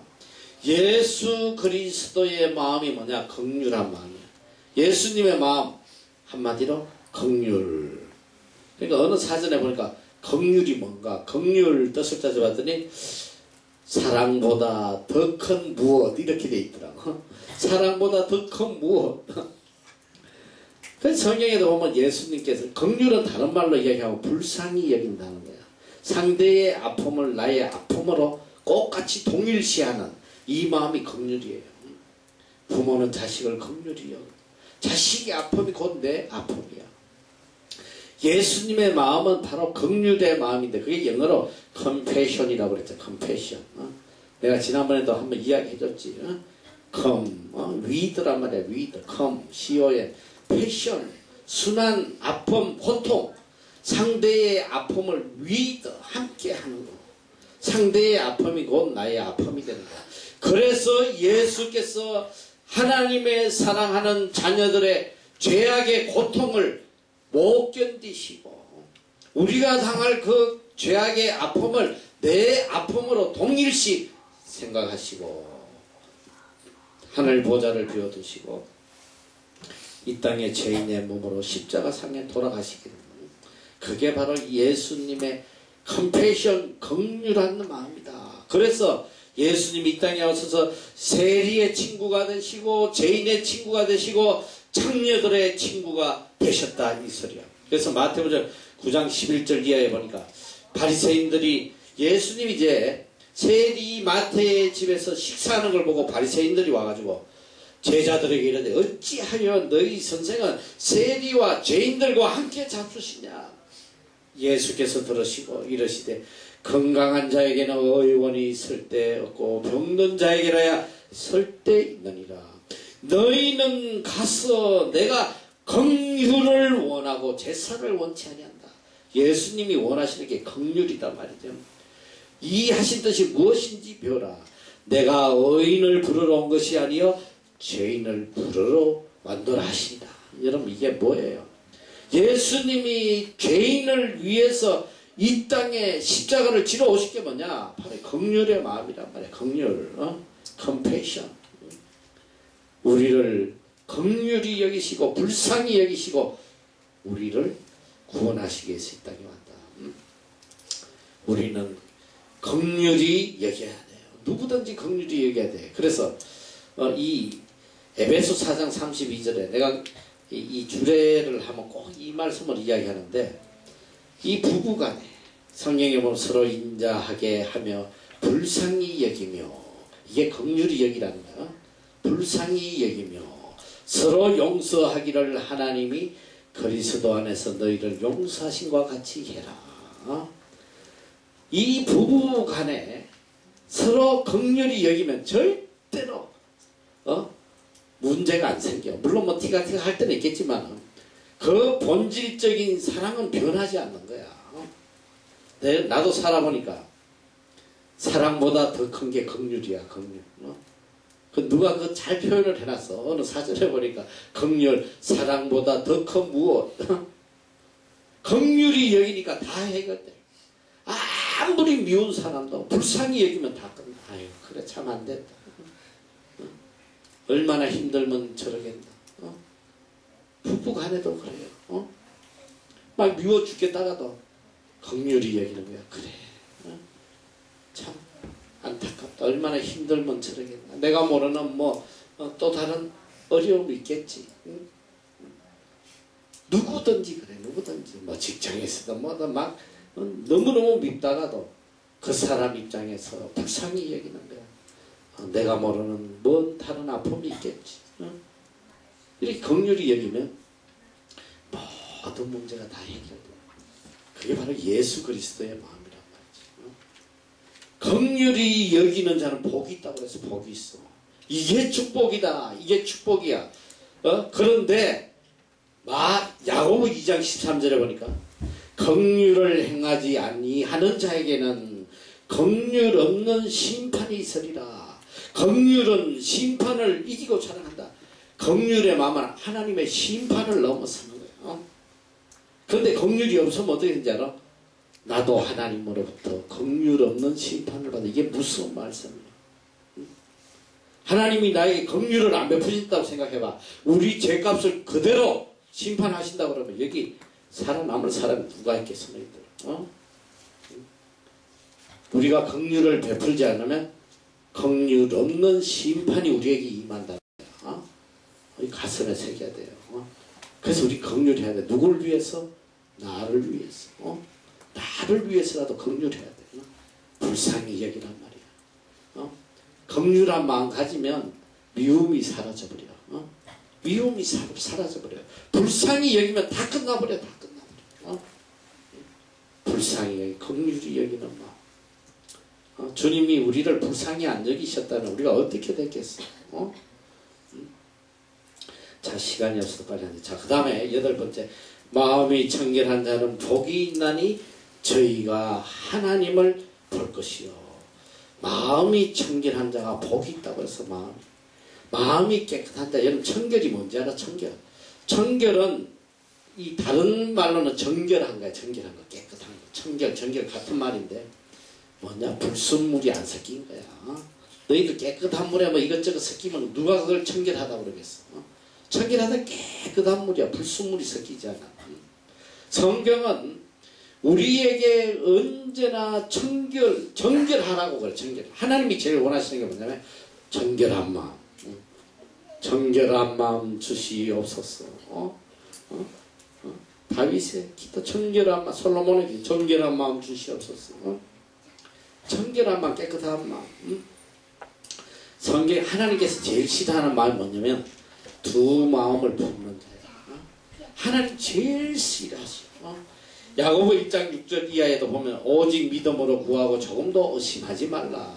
의심하는 자는 마치 바람에 밀려 요동하는 바다 물결 같으니 이런 사람은 무엇이든지 주께 얻기를 생각하지 말라. 그 다음에 결론이 뭐라? 두 마음을 품어 모든 일에 정함이 없는 자다. 두 마음을 품는 사람. 자, 뭔지 알아 너? 우리가 하나님 의지한다고 주여 하나님 신뢰합니다. 하나님 의지합니다 하고 세상도 의지해. 인간도 의지해. 내가 어려운 일 당하면 주님 앞에 내 모든 걸 맡기는 게 아니라 당장 사람 찾아다녀. 누가 나 도와줄까? 누가 빽이 좀 있나? 세상 환경이 흔들리면 어떻게든 그 세상 환경에 맞추려고 말이지. 주일날 하나님 앞에 예배도 안 드리고 말이지. 주일날 돈벌이 찾아다니고 말이지. 살아보려고. 여러분 잘 알아야 돼요. 하나님은 어떤 사람을 서시느냐? 절대적으로 하나님을 신뢰하는 사람. 그리고 절대적으로 자신을 하나님께 송두리째 맡기는 사람. Totally commitment라고 그래요. Total commitment. 절대적으로 위탁하고 Total trust. 절대적으로 신뢰하는. 하나님 제일 기뻐하시는 거야. 너희들 세상에 누가 너희하고 제일 가까운지 알아? 너희 친한 친구 중에 누가 제일 가까워? 나를 믿어주는 사람이 제일 좋아. 내가 뭐 말하 그래 맞아 네 말 맞아. 그래 내가 네 말 믿어. 이런 애한테는 다 주고 싶어. 그런데 말만 하면 야 뭐 그런 일이 어딨어. 뭐 이렇게 계속 중얼대는 귀시하대기를 그냥 때리고. 내 말을 절대적으로 신뢰해줘. 오빠 한번 믿어봐. 이거 절대적으로 믿어 망하는 거야. 그런 인간 오빠 믿어보라고 하는 인간 치고 사기꾼 하는 거 하나도 없어. 오빠 믿어봐. 이런 귀샤대기를 때리고 빨리 도망와야 돼. 알겠어? 이 세상에 믿을 인간이 어딨어?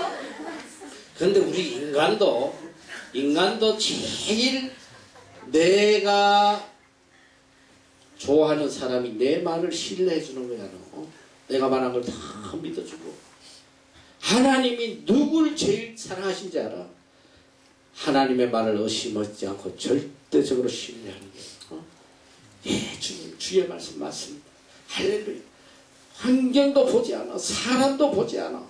지금 막 환경이 죽게 생겼는데. 그래서 시편 46절에 보면 하나님은 우리의 피난처시요 힘이시니 환난 중에 만날 큰 도움이시다.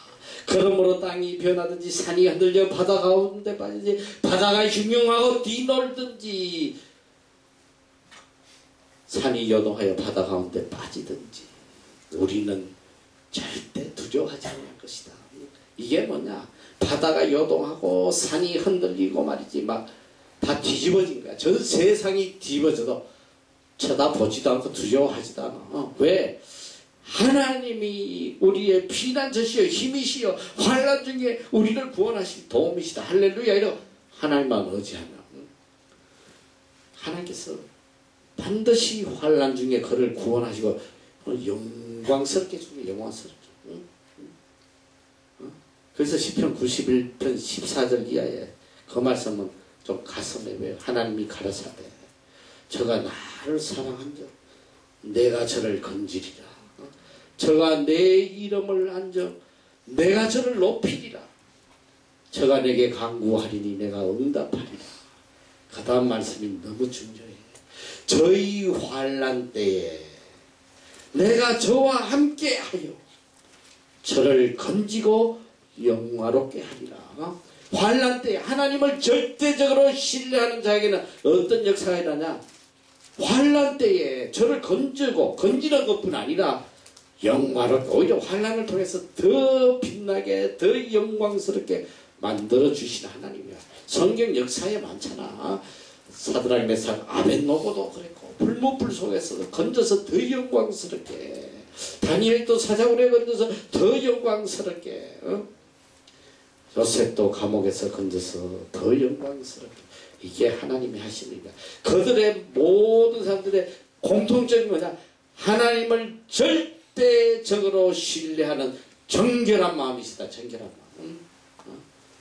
믿음이 뭔지 알아? 얼마나 순수한 마음으로 하나님을 신뢰하냐. 그게 믿음이야. 하나님 복 주신다고 그래서 믿어야지. 그리고 하나님께서 주의 일 하는 자에게 하나님께서 복을 주시고 그들에게 영광스럽게 해주신다 하면 믿어야 되는 거야. 여러분이 지금 이 환경 속에서 절대적으로 하나님을 신뢰하는 게 뭐야? 왜 하나님께서 나를 이 땅에 보내셨나?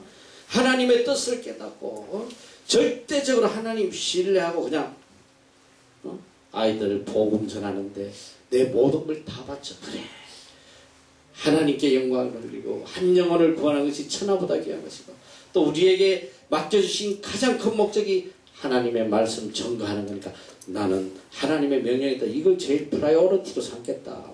그렇게 한번 해봐너. 그렇게 절대적으로 하나님 신뢰하는 아이들은 하나님께서 그냥 버려두시지 않아. 위대하게 사용하세요. 위대하게. 그리고 너희들 그렇게 단어 머리도 안 좋은데 외워봐야 머리만 아파요. 늘지도 않아 사실. 하나도 안 해도 하나님이 필요하시면 능력을 주시는 거야. 할렐루야. 알아? 다니엘과 새충기 10배나 뛰어난 지혜와 총명을 주셨어. 그 나라 박수와 술객보다. 내가 그저께 우리 신학교, 내가 신학교 이날 다닐 때 그 학장을 만나서 지금 연세가 80인데 리타이하고 그 두 부부를 만나서 나하고 참 절대적으로 가까워요. 아주 만나면 그렇게 반가워. 늘 지금 남섬에 사는데 오클랜드 오면 꼭 나를 찾아와. 만나서 몇 시간씩 이제 같이 이야기를 하고. 내가 이번에 만나서 그랬어. 내 질문 하나 하겠다. 20년 전에 내 영어하고 지금 내 영어 좀 임프루브가 됐나? 그때는 영어가 형편없었잖아. 아무도 못 알아듣고 했는데 요새 잘 알아듣죠, 사람들이. 그래서 내가 한번 어느 정도 임프루브가 됐나. 그분이 언어학 박사야. 아주 언어에 뛰어나. 내 간정진 영어를 다 수정해 준 분이야. 그랬더니 그분 대답이 뭐냐? 별로 임프루브 된 것 같지 않대. 응? 그래서 내가 물었어. 아이, 내가 지금 호주 가서도 집회하고 이 나라 바이블 칼레지에 내가 2시간 동안 원고 없이 맨날 하는데 매년 나를 초청하고 하는데 왜 임프루브가 안 됐냐? 그랬더니 그 양반이 나한테 참 재밌는 이야기를 해. 네 영어가 임프루브 된 게 아니라 네 하트, 네 마음이 전달되니까 다 알아듣는 거라. 영어는 뭐 그때나 지금 나 별반 차이가 없는데 알아듣는 거는 네 마음이 전달돼서 그렇다. 이게 마음이 이렇게 중요해. 마음이 정결한 자, 마음이 하나님을 향하고 언제나 하나님께 소망을 두는 자, 이 사람이 복이 있단 말이야. 이 사람이 복이 있다. 이 사람에게는 어떤 복을 주시냐? 저희가 하나님을 볼 것이요.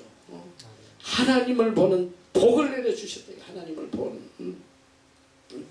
그래서 여기 시편 24편 4절에 보면 곧 손이 깨끗하며 마음이 청결하여 하며 뜻을 허탄한 데 두지 아니하며 거짓 맹세치 아니하는 자로다. 저는 여호와께 복을 받고 구원의 하나님께 의를 얻으리니. 누구에게? 마음이 청결한 자. 마음이 청결한 자는 하나님께서 복을 주시고 구원에 하나님께서 의를 righteousness 의롭게 만들어 주신다. 그리고 시편 73편 1절 보니까 하나님이 참으로 이스라엘 중 마음이 정결한 자에게 선을 행하시나니 하나님을 향한 정결한 마음을 가진 자를 통해서 하나님의 의를 이루어 가시는 거예요. 선을 이루어 가신다. 얼마나 소망이 있어.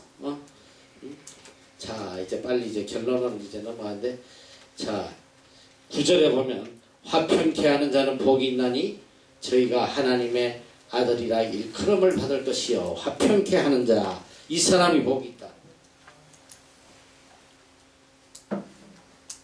화평케 하는 자, 이 성경에서 화평케 하는 것은 두 가지가 있어요. 자, 첫째는 하나님과 나의 관계를 회복해서 하나님과 언제나 화평하는 거.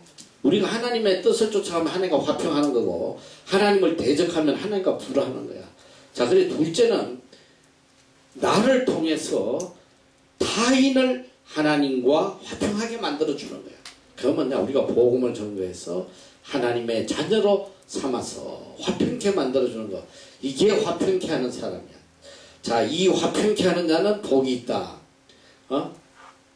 자, 예수님께서 이 땅에 오신 목적이 뭐냐? 하나님과 원수된 우리를 화평케 만드시기 위해서 오셨다. 주님이 오신 목적이에요. 그래서 에베소 2장 14절 이하 한번 다 같이 한번 읽어보자. 너무 중요한 말씀. 시작.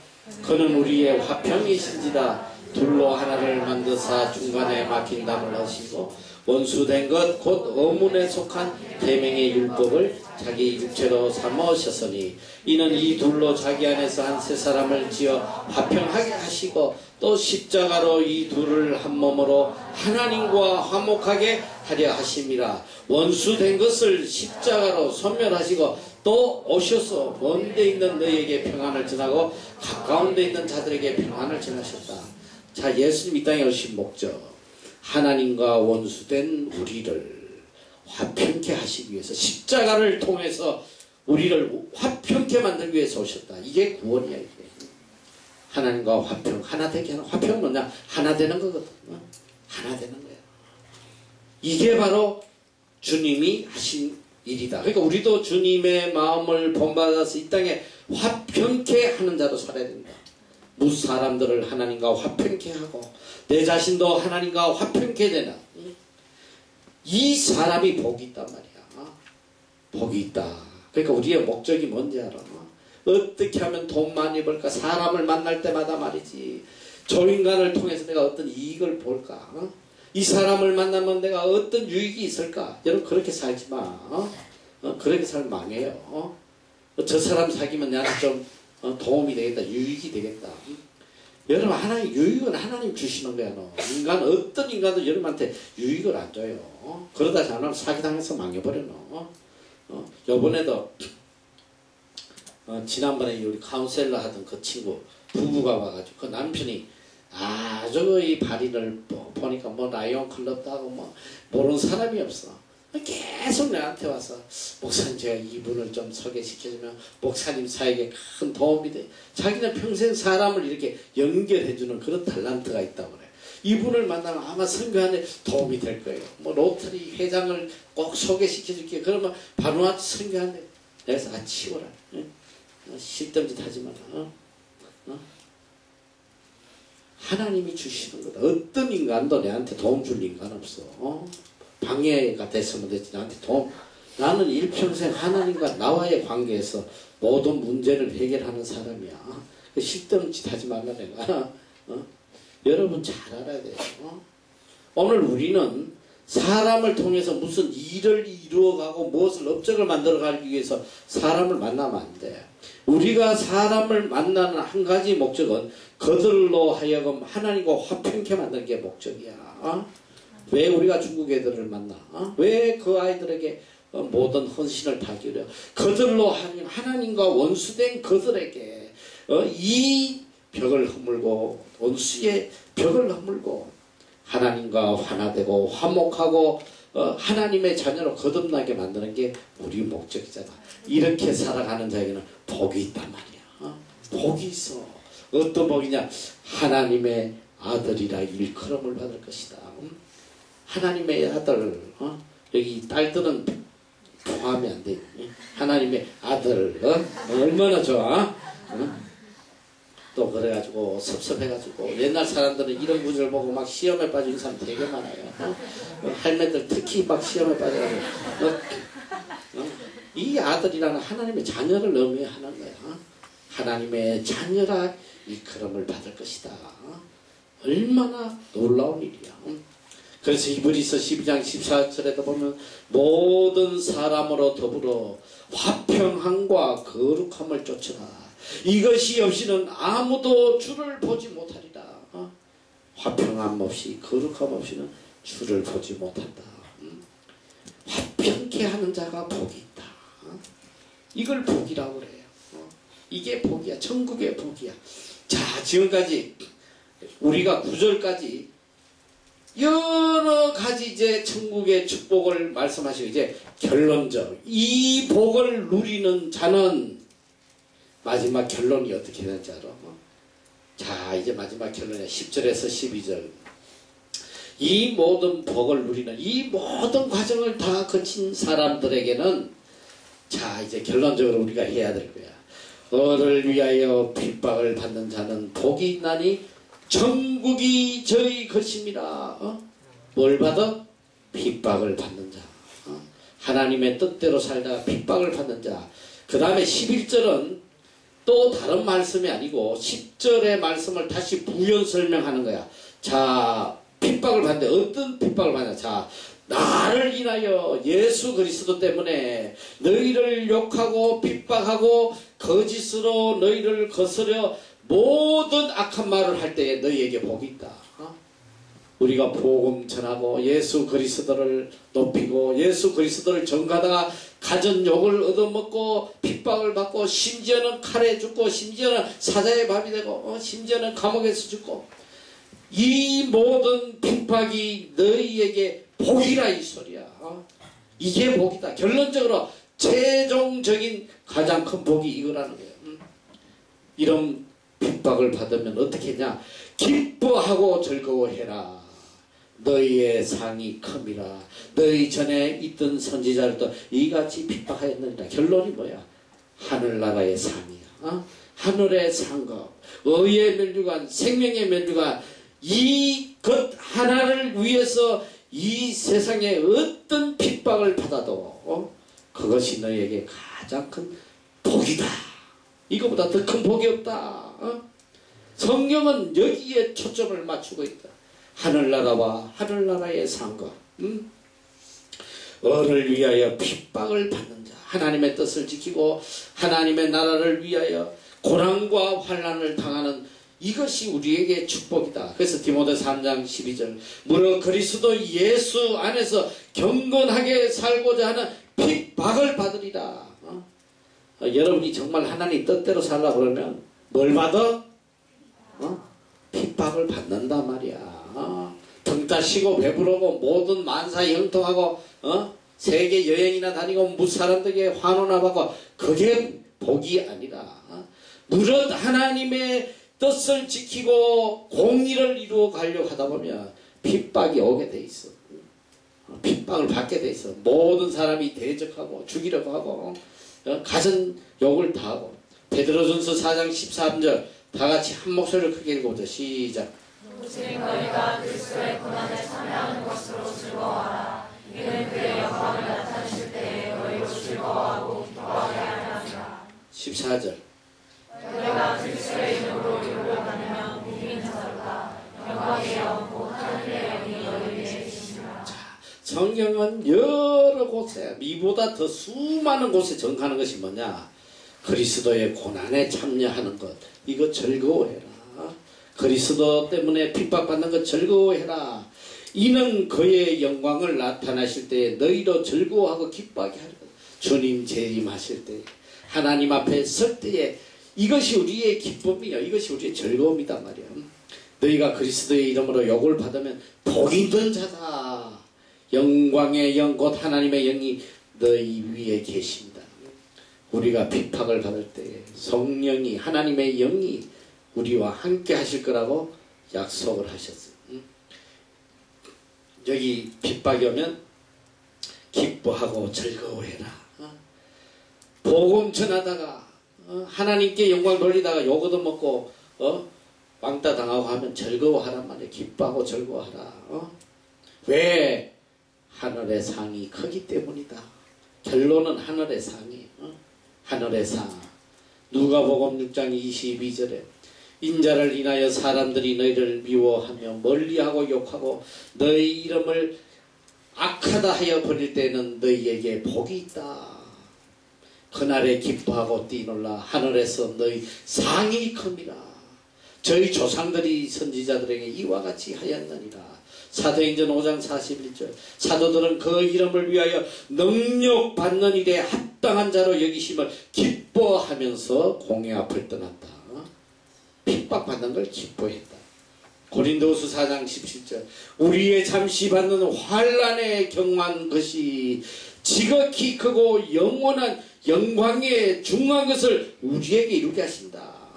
이 땅에서 우리가 받는 이 잠시 받는 환난의 결과가 뭐냐? 영원한 나라에 우리의 영광을 더 크게 해주기 위함이다. 이게 하나님의 약속이에요. 베드로전서 1장 6절.